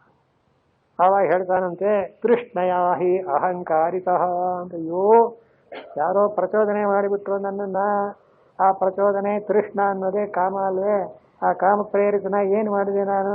ಇಂಥ ಕೆಟ್ಟ ಕೆಲಸವನ್ನ ಮಾಡಿದೆ ಎಂಬುದಾಗಿ ದುಃಖಿತಾನ. ಯಾರ್ಯಾರು ದುಃಖವನ್ನು ಹೊಂದಿರ್ತಾರೋ, ದುಃಖ ಆಗೇ ಬೇಕಲ್ಲ. ರಜೋಗುಣ ಸತ್ವ ಕಾಮದಿಂದ ಆಗತಕ್ಕಂಥ ಪರಿಣಾಮ ಮಾತ್ರ ಯಾರಿಗೂ ತಪ್ಪಲ್ಲ. ಕೊನೆಗೆ ಏನಾಗುತ್ತೆ? ದುಃಖ ಉಂಟಾಗುತ್ತದೆ. ಅಂಥ ದುಃಖಿತರಾದವರು ಕೊನೆಯವರೆಗೆ ಈ ರಜೋಗುಣದಿಂದ ಉಂಟಾದಂಥ ಯಾವ ಕರ್ಮದಿಂದ ಕೊನೆಯವರೆಗೆ ಏನಂತಾನೆ? ಅಯ್ಯೋ ಹೀಗಾಯಿತು ಅಂತ ಪಶ್ಚಾತ್ತಾಪ ಪಡ್ತಾನೆ. ಇದ್ಯಾಕೆ ಗೊತ್ತು ಅಂದರೆ, ಸೇವಾದವು ಪ್ರವೃತ್ತಾನಾಂ ಫಲಾಪ ಶ್ರೂಯತೆ ಅಂತ. ರಾಜ ಮಹಾರಾಜರ ಸೇವೆಗೆ ಹಿಂದೆಲ್ಲ ಇರ್ತಿದ್ರಲ್ಲ ಅಂಥವರು ಎಷ್ಟೋ ಸಲ ರಾಜನ ಕೋಪಕ್ಕಾರು ತುತ್ತಾಗಬಹುದು, ಇವರೇ ಒಂದು ತಪ್ಪು ಮಾಡಿರಬಹುದು, ಆವಾಗ ಶಿಕ್ಷೆ ಆಗಬಹುದು. ಹಾಗಂತ ಗೊತ್ತಾರಂತೆ, ಅಯ್ಯೋ ಹೀಗಾಯಿತು, ಮಹಾರಾಜರು ನನ್ನ ಮೇಲೆ ಕೋಪದಿಂದ ಶಿಕ್ಷೆ ಮಾಡಿದ್ರು ಅಂದರೆ ಮಹಾರಾಜರಿಗೆ ಕೋಪ ಬಂತು ಶಿಕ್ಷೆ ಮಾಡಿದ್ರು ಅನ್ನೋದು ಬಿಟ್ಬಿಡಿ, ಈ ಶಿಕ್ಷೆ ಅನುಭವಿಸ್ತಾನೆ ಯಾರು? ಇವನು. ಆಗ ಅವನು ಅನ್ಕೋತಾನಂತೆ, ನಾ ಈ ಮಹಾರಾಜರ ಹತ್ರ ಸೇವೆಗೆ ಹೋದ್ರಿಂದ ಅಲ್ವೇ, ಈಗ ನನಗೆ ಯಾಕೆ ಅವರು ಶಿಕ್ಷೆ ಮಾಡ್ತಾ ಇದ್ರು ನೋಡಿದ್ರೆ ತೃಷ್ಣಯ ಅಹಂಕಾರ. ಏನೋ ಸಂಬಳ ಕೊಡ್ತಾರೆ, ಏನೋ ಕೆಲಸ ಸಿಗುತ್ತೆ ಅಂತ ಹೋಗಿ ಹೀಗಾಯ್ತು. ನಿಜಾಯ್ತು, ಸಿಕ್ಕಾಕೊಳ್ಳುವಾಗ ಗೊತ್ತಾಗಲ್ಲ, ಫಲ ಬಂದಾಗ ಪಿಚಾಡ್ತಾನೆ. ಆಮೇಲೆ ಏನು ಮಾಡೋದು? ಇದಿಷ್ಟನ್ನು ಸೇರಿಸಿ ಈಗ ಭಗವಂತ ಹೇಳ್ತಾ ಇದ್ದಾನೆ, ಗೊತ್ತಾಯ್ತೀರಯ್ಯ ಮನುಷ್ಯ ಯಾಕೆ ಪಾಪ ಮಾಡ್ತಾನೆ ಅಂತ. ಈ ರಜೋಗುಣ ಸಮುದ್ಭವವಾದಂತಹ ಕಾಮಕ್ರೋಧಗಳು ಅವನನ್ನು ಪ್ರಚೋದನೆ ಮಾಡುತ್ತವೆ, ತಳ್ಳುತ್ತವೆ ಅಂತ ಗೊತ್ತು. ಆದ್ದರಿಂದ ಏನ್ ಮಾಡ್ಬೇಕು? ಮಹಾಶನೋ ಮಹಾಪಾಪ್ಮ ವಿದ್ಯೆ ನಮಿಹ ವೈನ. ನೀನು ಮಾಡಬೇಡ, ನೀನು ಕ್ಷತ್ರಿಯ ಧನುರ್ಧಾರಿಯಾಗಿದ್ದೀಯ, ವಿದ್ಯೆ ಹೊಡಿ, ಕಾಮಕ್ರೋಧಗಳನ್ನು ನಾಶ ಮಾಡು ಅಂತಾನೆ. ಮಹಾಶನಃ, ಇವನು ಎಷ್ಟು ಆಹಾರ ಹಾಕಿ ಕಾಮನಿಗೆ ತೃಪ್ತಿ ಅನ್ನೋದೇ ಇಲ್ಲ ಅಂದ. ಅದು ನಿಜ. ಯಾಕೆ? ಕೇಳ್ತಾ ಒಂದಾನೊಂದು ಪದಾರ್ಥಗಳನ್ನು ಕೂಡಿ ಹಾಕ್ತಾ ಹಾಕ್ತಾ ಬಯಕೆ ಜಾಸ್ತಿ ಆದಂತೆಲ್ಲ, ಹೇಗೆ ಉಪ್ಪು ನೀರು ಕುಡಿದ್ರೆ ಬಾಯಾರಿಗೆ ಜಾಸ್ತಿ ಆಗುತ್ತದೆಯೋ ಹಾಗೆ ಮನುಷ್ಯನಿಗೆ ಇಷ್ಟು ಕೂಡ ಹಾಕಿದ್ರೆ ಅಷ್ಟಾಗಬೇಕು, ಅಷ್ಟಾದ್ರೆ ಇನ್ನಷ್ಟಾಗಬೇಕು ಅಂತ ಇಲ್ಲೊಬ್ರು ಹೇಳ್ತಾ ಇದ್ರು. ಒಂದು ಸಣ್ಣ ಪೆಟ್ಟಿಗೆ ಅಂಗಡಿ ಇಟ್ಕೊಂಡಿದ್ದೀನಿ, ಸಾಕು ಜೀವನಕ್ಕೆ, ಈ ಹಾಸನದಿಂದ ಗಾಡಿ ಒಳಗೆ ಒಂದಿಷ್ಟು ಸಾಮಾನು ತರಿಸ್ತೀನಿ, ಪ್ರತಿ ವಾರ ವ್ಯಾಪಾರ ಮಾಡ್ತೀನಿ ಅಂತಿದ್ದೆ. ತೃಪ್ತಿಯಾಗಿದೆ ಅಂದ. ಇಲ್ಲ ನೋಡಿ, ಆ ಪಕ್ಕದ ಮನೆಯವರು ದೊಡ್ಡ ಅಂಗಡಿ ಇಟ್ಟು ಲಾರಿಲಿ ಸಾಮಾನು ತರಿಸ್ತಾರೆ, ಈಗ ನಾನು ಗಾಡಿ ಬಿಟ್ಟು ಲಾರಿ ತರಿಸೋ ನೋಡಿರ ನಲ್ಲಿ ಏನಾಯ್ತು? ಗಾಡಿ ಸಾಮಾನಿಂದ ಲಾರಿ ಸಾಮಾನಿಗೆ ಇರ್ತದೆ. ಆಯ್ತಲ್ಲಪ್ಪ, ಲಾರಿಲೇ ಬಿಡುತ್ತಲ್ಲ ಅಂತಂದ್ರೆ ಏನ ದೊಡ್ಡ ಗೋಡೌನ್ ಮಾಡಿ ಸ್ಟಾಕ್ ಇಡಬೇಕು. ಇದು ಹೋಗ್ತಾ ಇನ್ನು ಎಷ್ಟು ಮಾಡಿದ್ರು ಅದಕ್ಕೇನು, ಅದು ಹೊಟ್ಟು ಹಾಗೆ ಇಲ್ಲ. ಮಹಾಶನಃ ಮಹಾಪಾಪ್ಮ ಅಂತ ಕೆಲವರು ಒಂದು ಸ್ಟಾಪ್ ಉಂಟೆ ಮನುಷ್ಯನ ಒಂದು ಬೈಕೆಗೆ, ಇಷ್ಟಿದ್ರೆ ಅಷ್ಟು ಬೇಕೋ, ಅಷ್ಟಿದ್ರೆ ಇನ್ನಷ್ಟು ಬೇಕೋ, ಮತ್ತಷ್ಟು ಬೇಕು ಇರುತ್ತೆ ಅಂತ. ಅರ್ಜುನ ಇದ್ರ ವಿಷಯದಲ್ಲಿ ಜ್ಞಾಪಕ ಇಟ್ಕೋ. ಕಾಮವೇ ಇರಬಾರ್ದು ಅಂತ ವೇದಾಂತದಲ್ಲಿ ಬರೆದಿಲ್ಲ, ಪ್ರತಿಯೊಂದಕ್ಕೂ ಒಂದು ಲಿಮಿಟ್, ಎಷ್ಟಿರಬೇಕೋ ಅಷ್ಟಿರಬೇಕು, ಅದಕ್ಕಿಂತ ಮಿಗಿಲಾಗಿದ್ರೆ. ಈಗ ನಮ್ಮ ಜೀವನದಲ್ಲಿ ಕೂಡ ದೇವರು ವ್ಯವಸ್ಥೆ ಮಾಡಿಬಿಟ್ಟಿದ್ದಾರೆ. ಏನಂತ? ಹೋಗಲು ಸ್ವಾಮಿ ಯಾರಾಗಲ್ಲ ಅಂದರು, ಊಟ ಮಾಡಬೇಡ್ವೆ ಯಾರು ಬೇಡ ಅಂದರು, ಏನು ಹೇಳಿಲ್ಲ. ಎಷ್ಟು ಮಾಡ್ಬೇಕು ಹೇಳಿ ನೋಡೋಣ. ಹೊಟ್ಟೆ ತುಂಬುವುದೆಲ್ಲ ಹಸು ಹೋಗೋದು, ಹೊಟ್ಟೆ ತುಂಬುದು ಬ್ರಾಹ್ಮಣ ಅರ್ಥ ಮಾಡಿ, ಹೊಟ್ಟೆ ತುಂಬಿದ ಮೇಲೆ ನಿದ್ದೆ ಬರುತ್ತವೆ, ಹಸಿ ಆಯ್ತು. ಒಂದ್ ದಿವಸ ನೀವು ಹೊಟ್ಟೆ ತುಂಬಾ ಊಟ ಮಾಡಿದ್ರೆ ಮತ್ತೆ ಮಾಡ್ಬೇಕಾಗುತ್ತೆ. ಅದಕ್ಕೆ ಭಾಷಣ ಮಾಡ್ತಾ ನೀವು ಎಷ್ಟು ಊಟ ಮಾಡಿದ್ರು. ಅದಕ್ಕೆ ದೊಡ್ಡವ್ರು ಏನಂತಾರೆ ಗೊತ್ತೇ, ಊಟ ಮಾಡಿದ್ದನ್ನು ಲೆಕ್ಕ ಹಾಕ್ಬಾರ್ದು ಅಂತ. ಆಮೇಲೆ ನಮಗೇನೆಲ್ಲಾರು ಹಾರ್ಟ್ ಫೇಲ್ಯೂರ್ ಆಗಬಹುದು. ಯಾಕೆ? ದಿನ ಒಂದು ಪಾವನಂತೆ ಒಂದು ವರ್ಷಕ್ಕೆ ಎಷ್ಟು ತಿಂತಿದ್ದೀವಿ, ಎಷ್ಟು ಚೀಲ ತಿಂತೀವಿ, ಅಯ್ಯೋ ರಾಮ, ಬೇಡ ಲೆಕ್ಕ ಬೇಸದ್ದಕ್ಕೆ. ಎಷ್ಟು ಬೇಕಾದ್ರೆ ಮಹಾಶನಃ ಮಹಾಪಾಪ್ಮ ಹೋಗ್ತಾ ಇರುತ್ತೆ ಬಳಕೆ. ಅಂದ್ರೆ ಏನಾಯ್ತು? ಈ ಬಯಕೆ ಅನ್ನೋದು ಇಂಥ ನಾನೊಂದು ಅಪಾಯಕರವಾದದ್ದು. ನೋಡಿದ್ಯೋ, ಇದೆಲ್ಲ ಕಾಮಕ್ರೋಧ ಎಲ್ಲಿದೆ? ಮನಸ್ಸಿನಲ್ಲಿ. ಆದ್ದರಿಂದ ನೀನು ವಿದ್ಯೇನ ಮಿಹ ವೈರಿಣ ಆಯ್ತು. ಕಾಮೇನ ಹಿ ಪ್ರೇರಿತೋ ಜಂತು ಪಾಪಂ ಕರೋತಿ. ಕಾಮ ಜಾಸ್ತಿ ಆಗಿಬಿಟ್ರೆ ಮನುಷ್ಯ ಪಾಪಗಳನ್ನ ಮಾಡುತ್ತಾನೆ. ಅತಃ ಆದ್ದರಿಂದ ನೀನು ಕ್ಷತ್ರಿಯ, ಶತ್ರು ಸಂಹಾರ ಮಾಡಿ ಅಭ್ಯಾಸವಿದೆ. ಈ ಕಾಮ ಅಂತ ಶತ್ರುವನ್ನ ವಿದ್ಯೆ ಹೊಡಿ. ವಿದ್ಯೇನ ವೈರಿಣ ಧೂಮೇನ ವ್ರಿಯತೆ ವನ್ಹಿ ಯಥಾ ರಸೋಮಲೇನ ಚ ಯಥೋವೇನ ವೃತೋ ಗರ್ಭಃ ತಥಾ ತೇನೇದಮಾವೃತಂ ಅವೃತಂ ಜ್ಞಾನಮೇತೇನ ಜ್ಞಾನಿನೋ ನಿತ್ಯವೈನ ಕಾಮರೂಪೇಣ ಕೌಂದೇಯ ದುಷ್ಪೂರೇಣಾನಲೇನ ಚ ಇಂದ್ರಿಯಾಣಿ ಮನೋಬುದ್ಧಿ ಅಸ್ಯಾಧಿಷ್ಠಾನಮುಚ್ಯತೆ ವಿಷಯದೇರ್ವಿಮೋಹಯ ದೇಶಃ ಜ್ಞಾನಮಾವೃತ್ಯ ದೇಹಿನಾಂ ಅಂತ. ಈಗ ಈ ಕಾಮನ ಒಂದೊಂದು ವಿಷಯವಾಗಿ ಹೇಳಿ ಅವನ ಮಹಾಶನ, ಇವನ ಕ್ರೋಧ ಅನ್ನೋದು ಕಾಮದಿಂದ ಕ್ರೋಧ ಉಂಟಾಗುತ್ತದೆ, ಅವನ ಶತ್ರು. ಆದಿನ ಮನುಷ್ಯ ಯಾಕೆ ಮಾಡ್ತಾನೆ ಎಂಬ ಪ್ರಶ್ನೆಗೆ ಕಾಮಕ್ರೋಧಗಳೇ ನಿಮಿತ್ತ ಎಂಬುದನ್ನು ನಿರ್ಧಾರವಾಗಿ ಪ್ರತ್ಯಕ್ಷವಾಗಿ ಏಷ ಅಂದ್ರೆ ಇವ ಇಲ್ಲಿ ಎದುರಿಗೆ ಕಾಣ್ತಾನೆ ಅಂತ. ಈ ಶತ್ರು ಎಲ್ಲೋ ಇದ್ದಾನೆ ಅಂತ ಬೇಡ, ಇಲ್ಲೇ ಇವರಿಗೆ ಪ್ರತ್ಯಕ್ಷವಾಗಿ ಅನುಭವಕ್ಕೆ ಬರ್ತಾ ಇದ್ದಾನೆ, ಇವನನ್ನು ಹೊಡಿ. ಇನ್ನು ಮುಂದಿನ 2 ಶ್ಲೋಕಗಳಲ್ಲಿ ಅದನ್ನು ವಿವರಣೆ ಮಾಡಿ ಅದನ್ನು ಗೆಲ್ಲು ಹೇಗೆ ಅಂತ ಹೇಳ್ತಾನೆ. ಒಟ್ಟೇನಾಯಿತು, ಕಾಮಕ್ರೋಧಗಳನ್ನು ಜಯಿಸದೆ ಈ ಪರಮಾರ್ಥವಾದಂತಹ ತನ್ನ ಆತ್ಮನ ಜ್ಞಾನವನ್ನ ಪಡೆಯೋದು ಸಾಧ್ಯ ಅಂತ ಸಾಂಖ್ಯ ಕರ್ಮಯೋಗ ಒಂದಾನೊಂದು ಕೊನೆಯಲ್ಲಿ ಈ ಮಾತನ್ನು ಹೇಳಿದ್ದಾರೆ. ಮತ್ತೆ ಸಾಯಂಕಾಲ ಈ ವಿಷಯ ದೃಷ್ಟಾಂತೈ ಪ್ರತ್ಯಾಯತಿ ಧೂಮೇ ಗುರಿಯತೆ ವನ್ಹಿ ಯಥಾ ದರ್ಶೋ ಬಲೇನ ಯಥೋಲ್ವೇನಾವೃತೋ ಗರ್ಭ ತಥಾ ತೇನೇದಮಾವೃತಂ.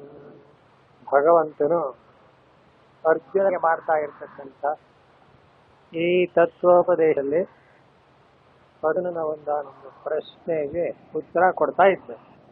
ಬೆಳಿಗ್ಗೆ ಆ ಪ್ರಶ್ನೆಯನ್ನ ಎತ್ತಿದ್ದಾರೆ. ಏನಂತ? ಅದೇನ ಪ್ರಯುಕ್ತೋಯಂ ಪಾಪಂ ಚರತಿ ಪುರುಷಃ ಅಂತ ಅರ್ಜುನ ಕೇಳಿದ. ಈಗ ಪಾಪ ಮಾಡ್ತಾನೆ ಅಂತ ಹೋಗುತ್ತೆ, ಮತ್ತು ಆ ಪಾಪ ಮಾಡುವಾಗ ಅವನನ್ನ ಮೋಟಿವ್ ಅಂತಾರೆ ಇಂಗ್ಲಿಷ್, ಪ್ರಚೋದನೆ ಮಾಡೋರು ಯಾರು ಇವನ್ ಪಾಪ ಮಾಡು ಅಂತ ಯಾರು ಇವನನ್ನು ನೂಕ್ತಾರೆ ಅಂತ ಕೇಳಿದ್ರು. ಅದಕ್ಕೆ ಭಾಗ ಉತ್ತರ ಕೊಟ್ಟು ಕಾಮಶಃ ಕ್ರೋಧ ಏಷಾಂಗ. ಈ 2 ದೋಷಗಳೇ, ಕಾಮ ಕ್ರೋಧ ಅಂತ 2 ಸೂಚನೆ ಮಾಡಿದ್ದಾರೆ. ಬಾಕಿ ಲೋಭ ಮೋಹ ಮದ ಮಾತ್ಸರ್ಯ ಅರಿಷಡ್ವರ್ಗ ಅಂತ ಕರೀತಾರೆ ವೇದಾಂತದಲ್ಲಿ. ಅರಿಷಡ್ವರ್ಗ, ಅರಿ ಅಂದ್ರೆ ಶತ್ರು. ಅವರ 6 ಜನ: ಕಾಮ ಕ್ರೋಧ ಲೋಹ ಮೋಹ ಮದ ಮಾತ್ಸರ್ಯ. ಇಷ್ಟು ಏನು ಅಂತ ನೀವು ಕೇಳಿ, ಅಂತಃಕರಣ ಆಗತಕ್ಕ ಏಷ ಅಂದ್ಬಿಟ್ರೇನೋ ತೀವ್ರ ನಿಯರೆಸ್ಟ್ ಅಂತ, ಇಲ್ಲೇ ಎದುರಿಗೆ ಇದಾನಲ್ಲ ಅಂತೇಳಿ. ಅದನ್ನ ಸಂಸ್ಕೃತದಲ್ಲಿ ಅಯಂ ಅನ್ನಲ್ಲ, ಶೇಷ ಇವನೇ ಅಂತ ಹೇಳಿ. ಈಗ ಶಬ್ದ ಪ್ರಯೋಗದಲ್ಲೂ ಒಂದು ವಿಶೇಷ. ಈ ನೋಡಿ, ಗೀತಾ ಶ್ಲೋಕದಲ್ಲಿ ಯಾರು ಈ ರೀತಿ ಪಾಪ ಅರ್ಜುನ ಕೇಳಿದ್ದಕ್ಕೆ ಇವನೇ ಕ್ರೋಧ ಏಷ ಏತತ್ ಶಬ್ದ ಹಾಗರ್ಥವನ್ನು ಕೊಡ್ತಾ ಇದೆ. ನೋಡಿ, ಭಾಷ್ಯಕಾರ ಬರೀತಾರೆ, ಕಾಮ ಏಷಃ ಸರ್ವಲೋಕಶತ್ರು ಯನ್ನಿಮಿತ್ತ ಸರ್ವಾನರ್ಥ ಪ್ರಾಪ್ತಿ ಪ್ರಾಣಿನ. ಇದು ವ್ಯವಹಾರದವರಿಗೆ ಇಷ್ಟು ತಿಳುವಳಿಕೆ ಬರಲ್ಲ, ಜ್ಞಾನಿಗಳು ಹೇಳೋದು ಏನಂತ. ಕಾಮ ಅನ್ನೋನು ಸರ್ವಲೋಕಶತ್ರು ಅಂತ, ಜಗತ್ತಿಗೆಲ್ಲ ಶತ್ರುವಾಗಿದ್ದಾನೆ. ನೋಡಿ ಹೇಗೆ. ಈಗ ರಾವಣ ಏನಾಯ್ತು, ಅವನು ತಪ್ಪು ಹೇಳಿದ ಈ ಕಾಮದಿಂದಲೇ ಅವನು ಹಾಳಾಗುತ್ತೆ ಅಲ್ಲೇ. ಹಾಗೆ ಏಷಃ ಅನ್ನೋದೇನು ತೋರಿಸುತ್ತೆ, ಪ್ರತ್ಯಕ್ಷವಾಗಿ ಇಂಥ ವಸ್ತುವಿನಿಂದಲೇ ತನಗೆ ಅನರ್ಥ ಉಂಟಾಗಿದೆ. ಇದು ಎಷ್ಟು ನಿಶ್ಚಿತವಾದದ್ದು ಅಂದ್ರೆ, ಕಾಮ ಇತ್ತು ಅಂದ್ರೆ ಅನರ್ಥ ಖಂಡಿತ ಆಗತ್ತೆ. ಅದಕ್ಕೆ ಅದನ್ನ ಕಾಮ ಏಷಃ ಅನ್ನೋ ಶಬ್ದದಿಂದ ಭಗವಂತ ತೋರಿಸ್ತಾ, ಅವನ ಜೊತೆಗೆ ಇನ್ನೊಬ್ಬ ಫ್ರೆಂಡ್, ಸ್ನೇಹಿತ ಯಾರು? ಕ್ರೋಧ. ಕಾಮ ಕ್ರೋಧ ಅನ್ನೋದು 2 ಕೂಡ ಪರಸ್ಪರ ಒಂದಕ್ಕೊಂದು ಸಂಬಂಧ ಉಳ್ಳದ್ದು ಅಂತಾರೆ. ಅದಕ್ಕೆ ಶಂಕರಾಚಾರ್ಯ ಏನು ಒಂದಕ್ಕೊಂದು ಹೊಂದಿಸ್ತಾರೆ ಅಂದ್ರೆ, ಕಾಮ ಕುತಶ್ಚಿತ್ ಪ್ರತಿಹತಾತ್ ಅಂತ. ಏನೋ ಒಂದು ಬಯಕೆ ಇರುತ್ತೆ, ಆ ಬಯಕೆ ಏನೋ ಕಾರಣದಿಂದ ಅಡ್ಡಿಯಾಗಿ ನಮಗೆ ಎಟಕದೆ ಹೋಗ್ಬಿಟ್ರೆ ಕೋಪ ಬಂದ್ಬಿಡುತ್ತೆ. ಕ್ರೋಧ ಏಷಃ. ಹೀಗಾಗಿ ಆ ಅರ್ಜುನನ ಪ್ರಶ್ನೆಗೆ ಏಷಃ ಅಂತಿದೆ. ಪ್ರತ್ಯಕ್ಷವಾಗಿ ತೋರ್ತಾ ಇರತಕ್ಕ 2 ದೋಷಗಳನ್ನ ಇವರಿಬ್ಬರೇ ಕಣಯ್ಯ ಮನುಷ್ಯನನ್ನು ಹಾಳು ಮಾಡೋದು. ಪಾಪ ಮನುಷ್ಯ ಯಾಕೆ ಮಾಡ್ತಾನೆ ಅಂದ್ರೆ ಕಾಮದಿಂದ ಕ್ರೋಧದಿಂದ ಅಂದ್ರು.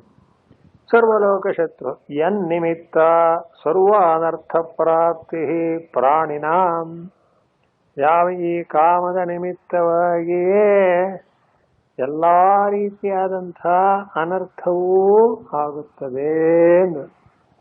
ಆ ಕಾಮದ ಒಂದಾನೊಂದು ಹೊಡೆತ ಎಷ್ಟು ಜೋರಾಗಿರುತ್ತೆ ಅಂದ್ರೆ ಎಂಥವನನ್ನಾದರೂ ಸೋಲಿಸುತ್ತಂತ. ಪುರಾಣದಲ್ಲಿ ಏನು ಹೇಳ್ತಾರೆ ಅಂದ್ರೆ, ಈ ಕಾಮ ಇಷ್ಟರ ಮಟ್ಟಿಗೆ ನನಗೆ ಪವರ್ ಇದೆ ಅಂತ ಹೇಳಿ ಅವನು ಯಾರನ್ನ ಬಿಟ್ಟಿಲ್ಲ.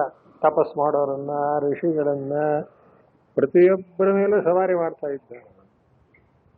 ಅನೇಕರು ಅದಕ್ಕೆ ಸಿಕ್ಕಿ ಅನರ್ಥವನ್ನು ಹೊಂದಿರೋದು ಉಂಟು. ವಿಶ್ವಾಮಿತ್ರನಂಥವನನ್ನು ಬಿಡಲಿಲ್ಲ.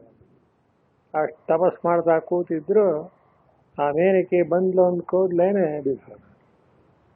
ಮತ್ತಾಮೇಲೆ ಅಯ್ಯೋ ಹೀಗಾಯ್ತಲ್ಲ, ಅದಾಮೇಲೆ ಮುಂದಿಂದಿರಲಿ ಅಂತೂ ವಿಶ್ವಾಮಿತ್ರನಂಥವನನ್ನು ಕೂಡ ಬಿಡ್ಲಿಲ್ಲ ಅಂದ್ರೆ ಇನ್ನು ಯಾರನ್ನು ಬಿಡುತ್ತೆ ಅದು? ಒಬ್ಬನೇ ಒಬ್ಬ ನಿಜವಾಗಿ ಕಾಮ ಗೆದ್ದಿರೋ ಯಾರು? ಪರಮೇಶ್ವರ.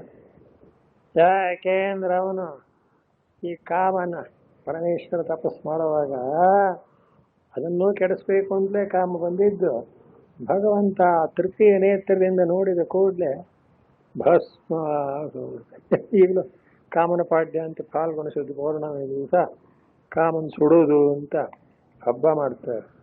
ಹುಲ್ಲು ಸುಟ್ಟುಬಿಟ್ರೆ ಕಾಮನ್ ಸುಟ್ಟಾಗಲಿಲ್ಲ, ಒಳಗಿರ್ತಕ್ಕಂಥ ಬಯಕೆಗಳನ್ನ ಸುಡಬೇಕು.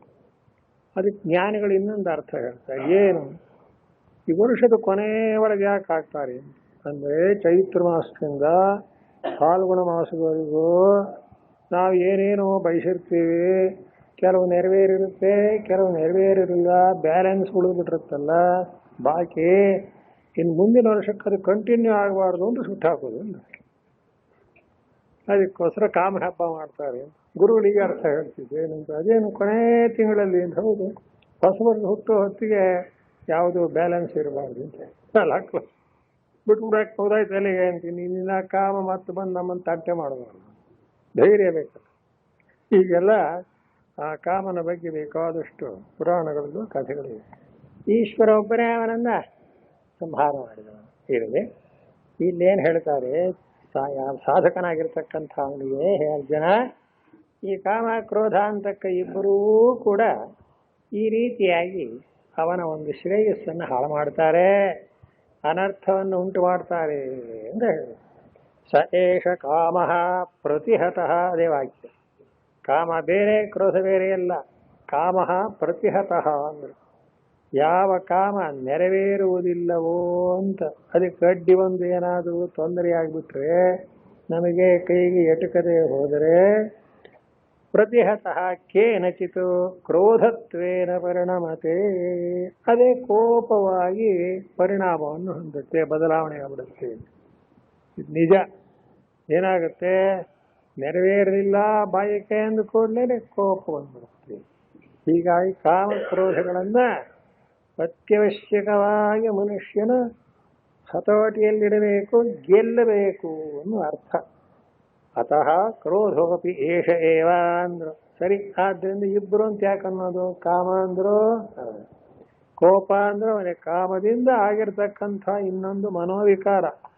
ಕಾಮ ಒಂದು ವಿಕಾರ, ಅದರಿಂದ ಆಗಿರ್ತಕ್ಕಂಥ ಕ್ರೋಧ ಯಾವಾಗ?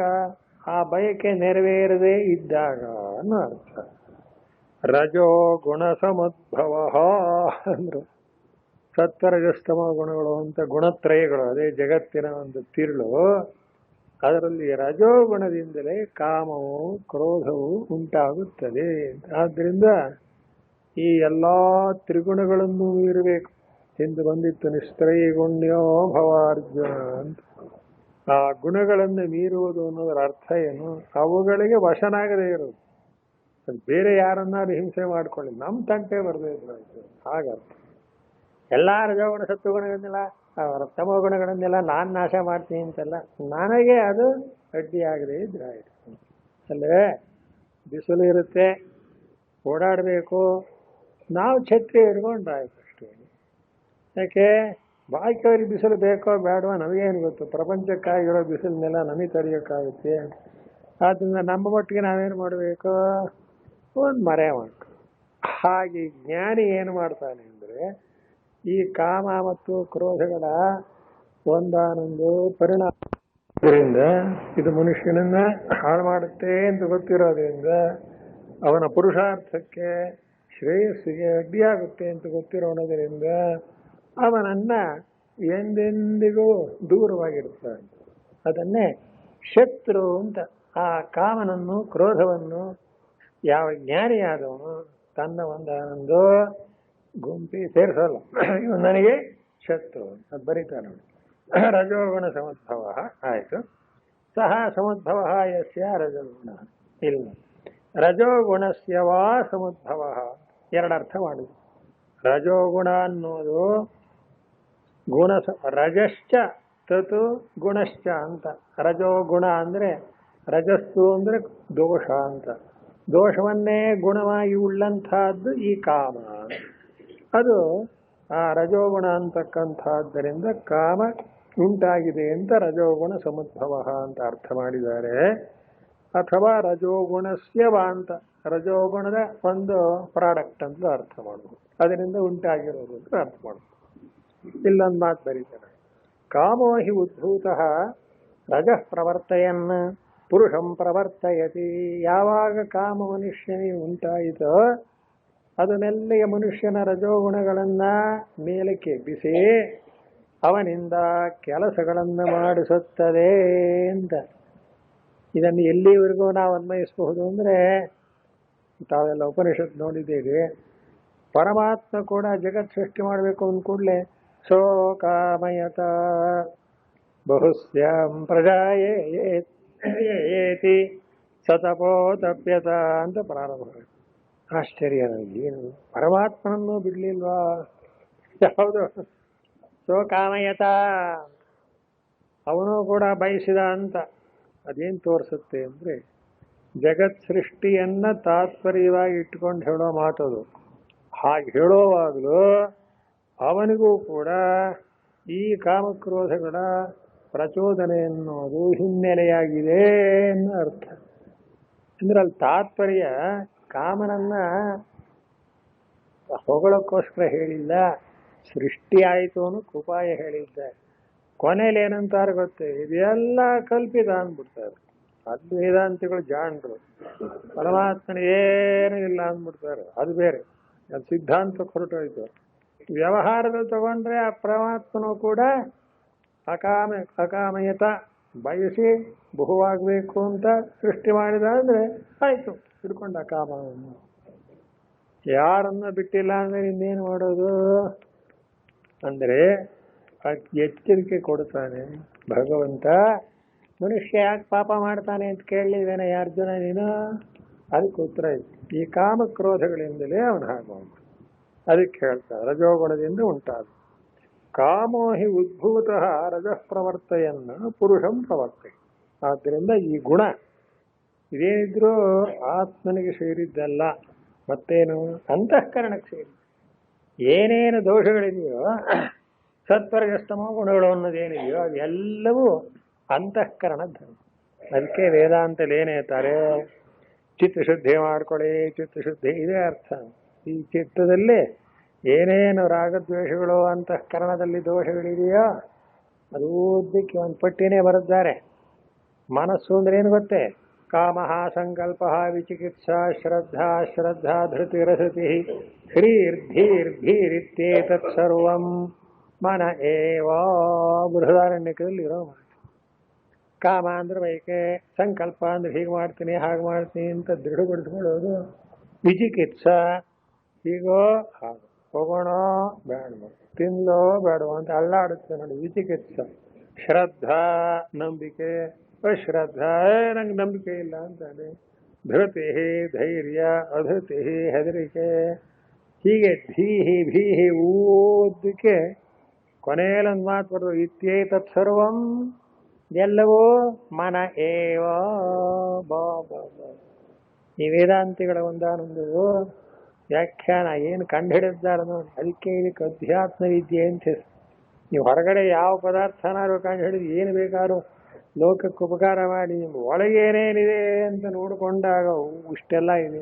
ಅಂತಃಕರಣ ಇತ್ತು ಅಂದರೆ ಓದಕ್ಕೆ ಪಟ್ಟಿ ಕಾಮ, ಸಂಕಲ್ಪ, ವಿಚಿಕಿತ್ಸ ಎಲ್ಲ ಆಶ್ರಯಿಸ್ಕೊಂಡಿದ್ದೇ ಬಿಡ್ತೇವೆ ಅಂತ. ಈ ಕಾರಣದಿಂದಲೇ ಆ ಯೋಗ ವಾಸಿಷ್ಠನು ಹೇಳ್ತಾನೆ, ಮನಯೇವ ಮನುಷ್ಯಾಣಂ ಕಾರಣಂ ಬಂಧ ಮೋಕ್ಷವೇ. ಹೋಯ್ತು ಒಂದೇ ಮಾತ್ರ. ಈ ಮನಸ್ಸನ್ನು ಎಷ್ಟರ ಮಟ್ಟಿಗೆ ನೀವು ಶುದ್ಧವಾಗಿಡ್ತೀರೋ ಅಷ್ಟು ಮೋಕ್ಷಕ್ಕೆ ಕಾರಣ. ಇಲ್ಲ ಅಂದ್ರೆ ಬಂದ. ಯಾಕೆ ಅದರಲ್ಲಿ ವೃತ್ತಿಗಳು ನಿರಂತರವಾಗಿ ಕಾಮ, ಕ್ರೋಧ ಎಲ್ಲವೂ ಹೇಳ್ತಾ ಇರುತ್ತೆ. ಈ ಒಂದಾನೊಂದು ವಿಂಗಡ ವೇದಾಂತಲ್ಲಿ ಹೇಳ್ತಾರೆ. ಇದರಿಂದ ಒಂದು ದೊಡ್ಡ ವಿಷಯ ಏನು, ಆತ್ಮನಿಗೂ ಇದಕ್ಕೇನು ಸಂಬಂಧ ಇದೆ? ನೋ. ಆತ್ಮನಂದ ಯಾವನು ತಿಳ್ಕೊಂಡಿದ್ದಾನೆ ಅವನಲ್ಲಿ ಕಾಮವಾಗಲಿ ಕ್ರೋಧವಾಗಲಿ ಏನೇನು ಇರುವುದಕ್ಕೆ ಸಾಧ್ಯವೇ ಇಲ್ಲ ಅಂತ. ಹೇಗೆ ಸೂರ್ಯೋದಯವಾಯಿತು ಒಂದು ಕೂಡಲೇ ಕತ್ಲೆ ಎಲ್ಲಿ ಹೋಯ್ತು ಸ್ವಾಮಿ, ಯಾವ ಊರಿಗೆ ಹೋಯಿತು, ಏನು ಅತ್ತೆ ಮನೆಗೆ ಹೋಯ್ತೋ ಮಾವನ ಮನೆಗೆ ಹೋಯ್ತೋ, ಕತ್ಲೆ ಎಲ್ಲಿದೆಯಪ್ಪ? ಸೂರ್ಯ ಎಲ್ಲಿವರೆಗೆ ಇರ್ತಾನೋ ಅಲ್ಲಿವರೆಗೆ ಕತ್ತಲೆಯ ಸಂಪರ್ಕ ಇಲ್ಲವೇ ಇಲ್ಲ. ಹಾಗೆ ಅಜ್ಞಾನ ದಶೆಯಲ್ಲಿ ಅವಿದ್ಯ ಕಾಮ ಕರ್ಮ ಅಂತ ಇವೆಲ್ಲ ಅದರ ಮರಿಗಳು. ನಿಜವಾಗಿ ಅವಿದ್ಯೆಯನ್ನು ಯಾಕೆ ಹೇಳಲ್ಲ ಅಂದ್ರೆ ಅದು ಒಳಗಿರುತ್ತೆ, ಗೊತ್ತಾಗಲ್ಲ. ಅದು ಕಾರ್ಯರೂಪಕ್ಕೆ ಬಂದಾಗ ಕಾಮ ಕ್ರೋಧ ಹೀಗೆಲ್ಲ ಬೇರೆ ಬೇರೆ ರೂಪಾಂತಗಳನ್ನು ತಗೊಳುತ್ತೆ. ಅದಕ್ಕಾಗಿ ಭಗವಂತ ಹೇಳಿದ ಇದು ಆತ್ಮನ ಸ್ವಭಾವ ಅಲ್ಲ, ಆತ್ಮನಲ್ಲಿ ಇಂಥ ಯಾವ ಗುಣದೋಷಗಳು ಇಲ್ಲ. ಅದಕ್ಕೋಸ್ಕರವೇ ಮನುಷ್ಯ ಯಾಕೆ ಪಾಪ ಮಾಡ್ತಾನೆ ಅಂದರೆ ಈ ಕಾಮಕ್ರೋಧಗಳು ಅಂತಃಕರಣ ವೃತ್ತಿಗಳ ಒಂದಾನೊಂದು ಸಂಬಂಧದಿಂದ. ಹಾಗಾದ್ರೆ ಏನು ಮಾಡಬೇಕು? ತಾನಲ್ಲ ಅಂತಾದ್ಮೇಲೆ ಅದನ್ನು ಗೆಲ್ಲಬೇಕು, ಅದನ್ನು ದಾಟಬೇಕು, ಇಷ್ಟೇ ಅರ್ಥ.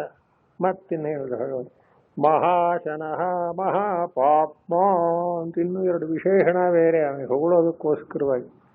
ಮಹಾಶನ ಅಂತ ಭಾರಿ ಆಸೆಯಂತೆ ಎಷ್ಟು ಆ ಕಾಮಕ್ಕೆ ನೀವು ತಂದು ಭರ್ತಿ ಮಾಡಿದರೂ ಕೂಡ ಅದು ತುಂಬುವಂತೇ ಇಲ್ಲ ಅಂತಾರೆ. ಇಷ್ಟಾದ್ರೆ ಅಷ್ಟು ಬೇಕು, ಅಷ್ಟಾದ್ರೆ ಇನ್ನಷ್ಟು ಬೇಕು, ಮತ್ತಷ್ಟು ಬೇಕು ಅಂಥೇಳಿ ಹೋಗ್ತಾ ಇರುತ್ತೆ.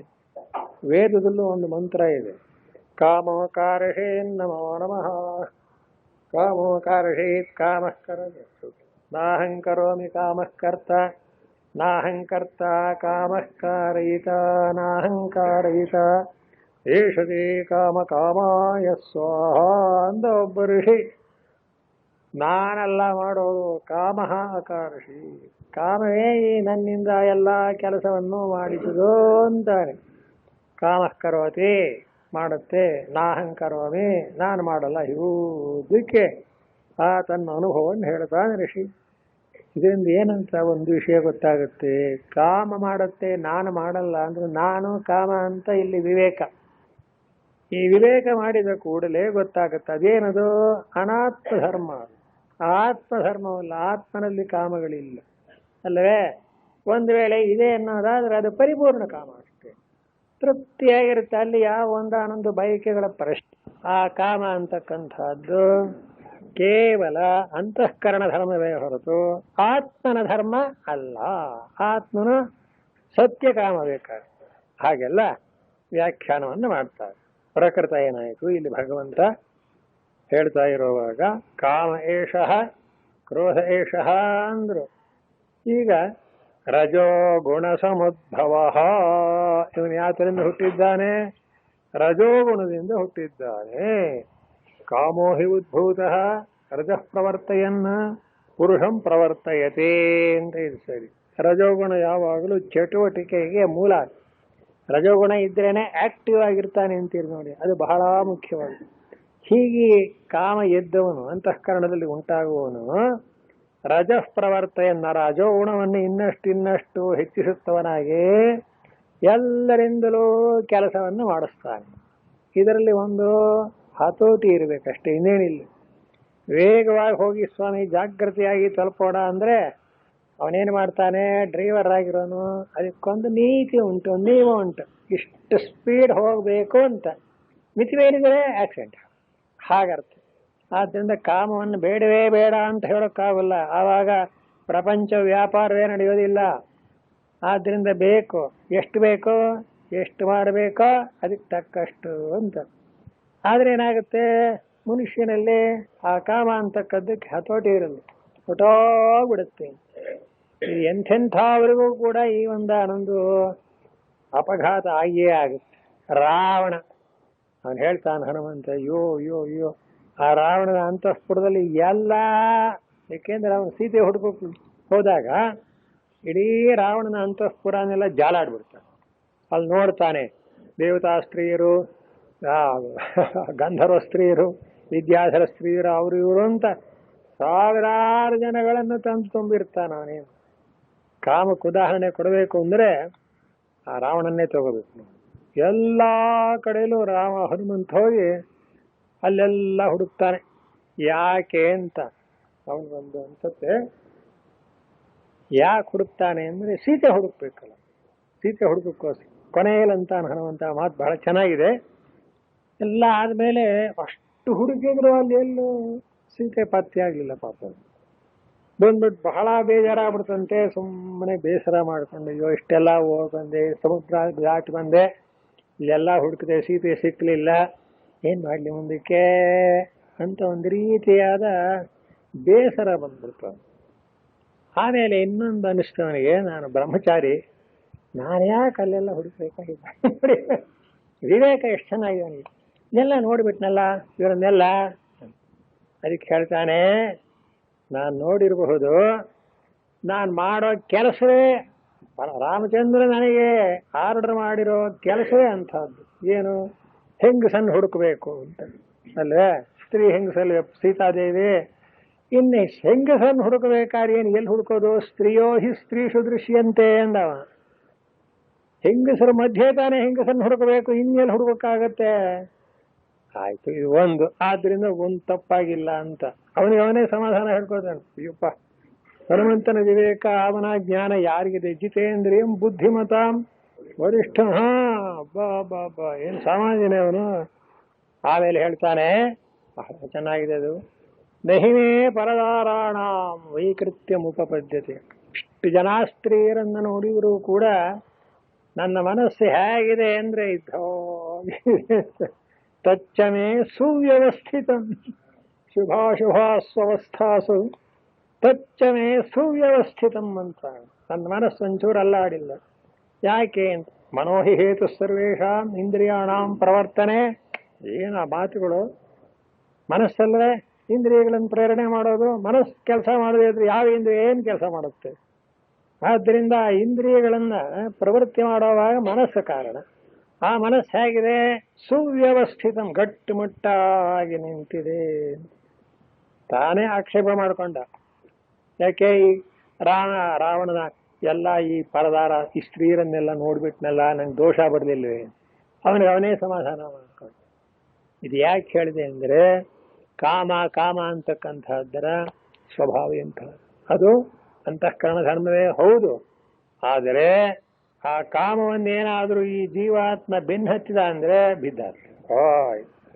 ಅದಕ್ಕೆ ವಶನಾಗಿ ನಷ್ಟನಾಗಿ ಬಿಡ್ತಾನೆ. ಅದಕ್ಕೋಸ್ಕರ ಭಗವಂತ ಏನಂದ, ಮನುಷ್ಯ ಯಾಕೆ ಪಾಪ ಮಾಡ್ತಾನೆ ಅಂದ್ರೆ ಕಾಮ ಏಷಃ ಕ್ರೋಧ ಏಷಃ. ಹೀಗಾಗಿ ಆ ಕಾಮದಿಂದ ಕ್ರೋಧ ಯಾಕುಂಟಾಗುತ್ತೆ ಅಂದ್ರೆ, ಕಾಮ ಕುತಶ್ಚಿತ್ ಪ್ರತಿಹತಾತಂದ್ರು. ಏನಾದ್ರೂ ನಾವು ಪ್ರಯತ್ನ ಮಾಡಿ ಪಡೀಬೇಕು ಅಂತ ಹೊರಟಾಗ ಪದಾರ್ಥ ನಮಗೆ ಬಯಕೆ ಉಂಟಾಗಿರುತ್ತೆ. ಆ ಬಯಕೆ ನೆರವೇರದೆ ಹೋದರೆ ಕೋಪವಾಗಿಬಿಡುತ್ತೆ. ಹೀಗಾಗಿ ಈ ಕಾಮ ಕ್ರೋಧಗಳನ್ನ ಭಗವಂತ ಇಲ್ಲೇನಂತಾನೆ, ಇದೇ ಶತ್ರು. ಇದು ಯಾತ್ರಿಂದ ಉಂಟಾಗುತ್ತೆ ಅಂದ್ರೆ, ರಜೋ ಗುಣ ಸಮುದ್ಭವ. ಕಾಮೋ ಹಿ ಉದ್ಭೂತ ರಜಃ ಪ್ರವರ್ತಯನ್ ಪುರುಷಂ ಪ್ರವರ್ತಯತಿ. ಕಾಮ ಎತ್ತು ಅಂದ ಕೂಡಲೇ ರಜೋಗುಣ ಅಂದ್ರೆ ಚಟುವಟಿಕೆ. ಅದು ಯಾವಾಗ ಮೇಲೆ ಕೆದ್ದುಕೊಳ್ಳುತ್ತೋ ಮನುಷ್ಯ ಸುಮ್ಮನೆ ಕೂತ್ಕೊಳ್ಳೋಕ್ಕಾಗೋದಿಲ್ಲ. ಏನಾದರೂ ಒಂದು ಆಚಾಷ್ಟೆಯನ್ನು ಮಾಡ್ತಾ ಇರುತ್ತೆ. ರಜೋಗುಣದಿಂದಲೇನೆ ಕಾರ್ಯ ನಡೆಯುವುದು. ಹೀಗಾಗುತ್ತೆ. ತೃಷ್ಣಯಾಹಿ ಅಹಂಕಾರಿತಃ ಇತಿ ದುಃಖಿತಾನಾಂ ರಜಃ ಕಾರ್ಯೇ ಸೇವಾದೌ ಪ್ರವೃತ್ತಾನಾಂ ಪ್ರಲಾಪಶ್ರೂಯತೆ. ಇದೊಂದು ಉದಾಹರಣೆಯನ್ನು ಕೊಡ್ತಾ ಇದ್ದಾರೆ ಭಗವತ್ಪಾದರು. ಏನಂತ, ಈ ಕಾಮ ಎದ್ದುಕೊಂಡು ಕೂಡಲೇ ರಜೋಗುಣ ಕೆಲಸ ಮಾಡಕ್ಕೆ ಶುರು ಮಾಡಿದಾಗ ಮನುಷ್ಯನು ಚಟುವಟಿಕೆಗೆ ಒಳಗಾಗುತ್ತಾನೆ. ವ್ಯವಹಾರ ದೃಷ್ಟಿಯಿಂದ ಬೇಕು, ನಿಜ, ಚಟುವಟಿಕೆ ಆಗಿರಬೇಕು, ಚುರುಕಾಗಿರಬೇಕು ಅನ್ನೋದು ನಿಜ. ಆದರೆ ವೇದಾಂತ ದೃಷ್ಟಿಯಿಂದ, ಪರಮಾತ್ಮ ಜ್ಞಾನ ದೃಷ್ಟಿಯಿಂದ ಇದು ವಿಘ್ನ. ಇದು ಯಾವಾಗಲೂ ಮನಸ್ಸು ಚಂಚಲವೇ ಆಗಿದ್ದರೆ ಅದನ್ನ ನೆಲೆ ನಿಲ್ಲಿಸಿದ ಹೊರತು ಒಳಗಿರತಕ್ಕ ಆತ್ಮವಸ್ತುವನ್ನು ಕಾಣಕ್ಕಾಗೋದಿಲ್ಲ. ಆದ್ರಿಂದ ಇದು ಎಲ್ಲಿಯವರೆಗೆ ರಜೋಗುಣ ಆ ತನ್ನಿಮಿತ್ತವಾದಂಥ ಚಾಂಚಲ್ಯ ಎಲ್ಲ ಈ ಕಾಮದ ದೆಸೆಯಿಂದ ಆಗಿರುತ್ತದೆಯೋ ಅದಷ್ಟು ಕೂಡ ಅಜ್ಞಾನಿಗೆ ಹೊಂದಬಹುದೇ ಹೊರತು ಜ್ಞಾನಿಗೆ ಹೊಂದುವುದಿಲ್ಲ, ಸಾಧ್ಯವಿಲ್ಲ ಅಂತ ಅರ್ಥ. ಆಮೇಲೆ ಅದಕ್ಕೋಸ್ಕರ ಅದನ್ನ ತ್ಯಾಗ ಮಾಡಬೇಕು ಅನ್ನಕ್ಕೆ ಇನ್ನೂ ಎರಡು ವಿಶೇಷಣ. ಮಹಾಶನ ಮಹಾಪಾಪ್ಮ ಅಂದ್ರು. ಈ ಬೈಕೆ ಕಾಮ ಅನ್ನೋದು ಹೆಚ್ಚಾಗ್ತಾ ಆಗ್ತಾ ಏನಾಗುತ್ತೆ, ಅದಕ್ಕೆ ಭಾರಿ ಹೊಟ್ಟೆ ಅಂತ. ಅಶನ ಅಂದ್ರೆ ಎಷ್ಟು ಹಾಕಿದರೂ ಕೂಡ ಅದಕ್ಕೆ ತೃಪ್ತಿಯೇ ಇಲ್ಲ ಅಂತ. ಹೇಗೆ ಅಂತ, ಬೆಂಕಿಗೆ ಏನಾರು ಒಂದಿಷ್ಟು ಕಸ ಹಾಕಿದರೆ ಅಥವಾ ಏನಾದ್ರು ಸೌದೆ ಹಾಕಿದರೆ ಅದೇನಾಗುತ್ತೆ, ಇನ್ನಷ್ಟು ಹತ್ತಿ ಹತ್ತಿ ಉರಿಯುತ್ತೆ. ಹಾಗಾಗಿ ಮನುಷ್ಯ ಕಾಮಗಳನ್ನು ಜಯಿಸಬೇಕೇ ಹೊರತು ಅದನ್ನು ಪೂರ್ತಿ ಮಾಡ್ತೀನಿ ಅಂತ ಹೋದರೆ ಇನ್ನಷ್ಟು ಹೇಳುತ್ತೆ. ಬೆಂಕಿಗೆ ತುಪ್ಪ ಹಾಕಿ ಬೆಂಕಿ ಆರಿಸ್ತೀನಿ ಅಂದ್ರೆ ಅದು ಹೇಗೆ ಹತ್ಕೊಂಡ್ಬಿಡುತ್ತೋ ಹಾಗೆ ಕಾಮಗಳನ್ನು ಒಂದೊಂದಾಗಿ ಪೂರೈಸ್ತೀನಿ ಅಂತ ಹೋದ್ರೆ ಅದು ಒಂದು ಹೋದ್ರೆ ಇನ್ನೊಂದು ಮತ್ತೊಂದು ಬೆಳೀತಾ ಬಿಡುತ್ತೆ ಅಂತಾರೆ. ಆದ್ರಿಂದ ಅದು ಮಹಾಶನ. ಅಶನ ಅಂದ್ರೆ ಆಹಾರ. ವಿಪರೀತ ಆಹಾರ ಹಾಕಿದ್ರೂ ಅದು ತೃಪ್ತಿಯಾಗುವುದಿಲ್ಲ. ಮಹಾಪಾಪ್ಮ, ಆದ್ರಿಂದಲೇ ಅದು ಮಹಾಪಾಪಿ. ಯಾಕೆ? ತನಗೆ ಅಗತ್ಯವಾದದ್ದಕ್ಕಿಂತ ಮಿಗಿಲಾದಂಥ ಪದಾರ್ಥಗಳನ್ನೆಲ್ಲ, ತನಗೆ ಎಟಕದೇ ಇರತಕ್ಕ ಪದಾರ್ಥಗಳನ್ನು ಎಲ್ಲವನ್ನೂ ಕೂಡ ಈ ಕಾಮ ಅಂತಕ್ಕಂಥದ್ದು ಬಯಸುತ್ತದೆಯಾಗಿ ಮನುಷ್ಯ ಕಾಮಕ್ಕೆ ವಶನಾದರೆ ಅದು ಅತ್ಯಂತವಾಗಿ ಪಾಪದ ಒಂದಾನೊಂದು ತುದಿ ಮುಟ್ಟಿಸ್ಕೊಡುತ್ತೆ. ಆದ್ದರಿಂದ ಹೇ ಅರ್ಜುನ, ವಿದ್ಯೇನ ಮಿಹ ವೈರಿಣಂ ಅತಃ ಕಾಮೇನ ಹಿ ಪ್ರೇರಿತೋ ಜಂತು ಪಾಪಂ ಕರೋತಿ. ಅದು ಉಂಟು. ಏನೇ ಅವನು ಮನುಷ್ಯ ಏನು ಮಾಡ್ತಾನೆ, ಬಯಕೆಯನ್ನು ಪೂರೈಸ್ಕೋಬೇಕು ಅಂದ ಕೂಡಲೇ ತಾನು ಮಾಡತಕ್ಕ ಕೆಲಸ ಪಾಪವೇ ಪುಣ್ಯವೇ ಅನ್ನೋದನ್ನು ವಿಚಾರ ಮಾಡುವುದೇ ಇಲ್ಲ. ಅಥವಾ ಕಾರ್ಯ ಅಕಾರ್ಯ, ಮಾಡಬಾರದ್ದೋ ಮಾಡಬೇಕಾದ್ದು ಅಂತಲೂ ಇಲ್ಲ, ನುಗ್ಗೇ ಬಿಡ್ತಾನೆ ಮುಂದೆ. ಯಾವಾಗ? ಈ ಕಾಮದ ಒಂದಾನೊಂದು ಪ್ರಚೋದನೆಯಿಂದ. ಆದ್ದರಿಂದ ಹೇ ಅರ್ಜುನ, ವಿದ್ಯೆ ನಮಿಹ ವೈರಿಣಂ. ನೋಡಿ, ಇಂಥ ವೈರಿ, ಈ ಕಾಮನನ್ನ ವೈರಿ ಅಂತ ತಿಳ್ಕೊಳ್ಳೋದೇ ಜ್ಞಾನದ ಒಂದಾನೊಂದು ಮಜಲು. ಪರವಾಗಿಲ್ಲಪ್ಪ, ಇವನು ವಿವೇಕಿ, ಇವನು ಜ್ಞಾನಿ ಅಂತ ಯಾವಾಗ ಹೇಳಬೇಕು? ಈ ಕಾಮಕ್ರೋಧಗಳ ಒಂದು ಪರಿಣಾಮವನ್ನು ತಿಳಿದು ಅದನ್ನ ಜಯಿಸಬೇಕು. ಕಾಮವನ್ನು ಜಯಿಸಿದ ಅಂದ್ರೆ, ಅದನ್ನ ಹಿಮ್ಮೆಟ್ಟಿಸಿದ ಅಂದ್ರೆ ಅವನೇ ಸರಿಯಾದ ಸ್ಥಿತಪ್ರಜ್ಞ. ಹೀಗಿದೆ.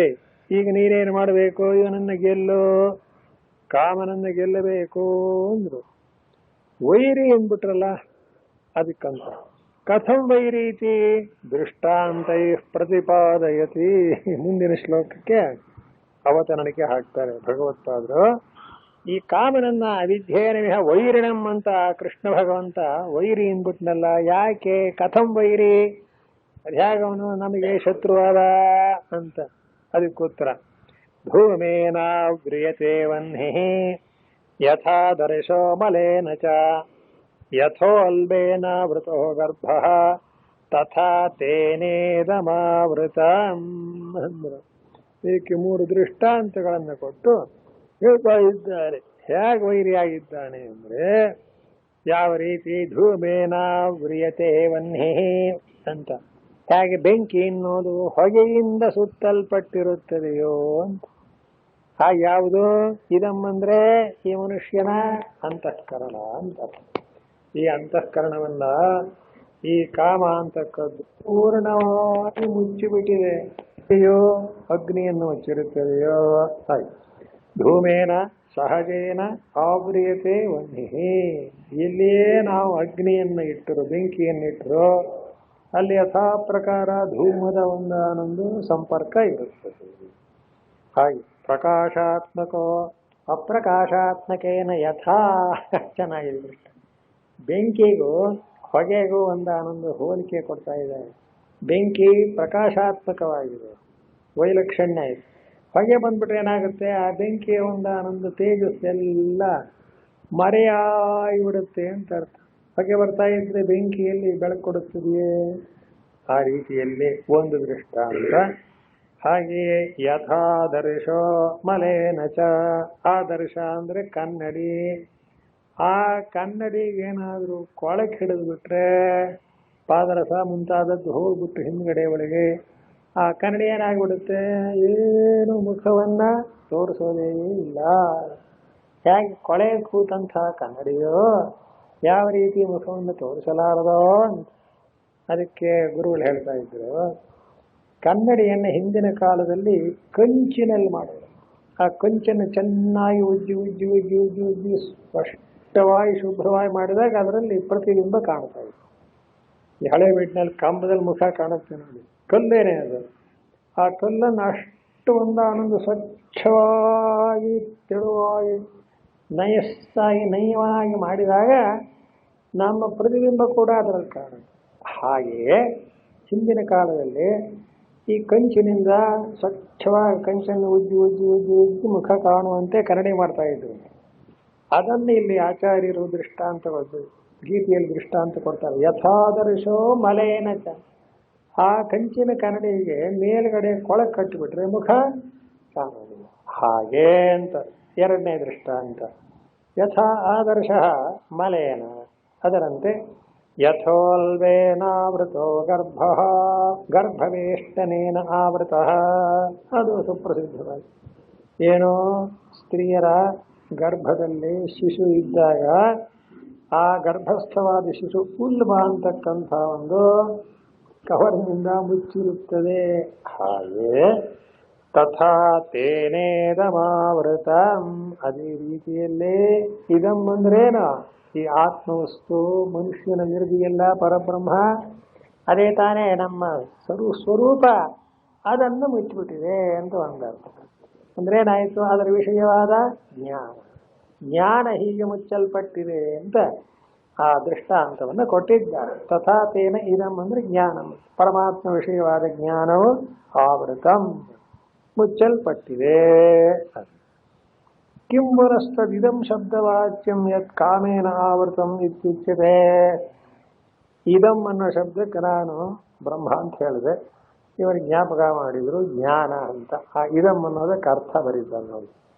ಆವೃತಂ ಜ್ಞಾನಮೇತೇನ, ಸರಿ, ಕರೆಕ್ಟ್ ಆಯ್ತು. ಈಗ ನಮ್ಮಲ್ಲಿ ಆಗಬೇಕಾದಂಥ ತತ್ವಜ್ಞಾನವು ಏಕಾಗಿಲ್ಲ ಅಂತ ಕೇಳಿದರೆ ಈ ಕಾಮ ಅಂತಕ್ಕಂಥ ಹೊದಿಕೆಯಿಂದ ಮುಚ್ಚಲ್ಪಟ್ಟಿದೆ.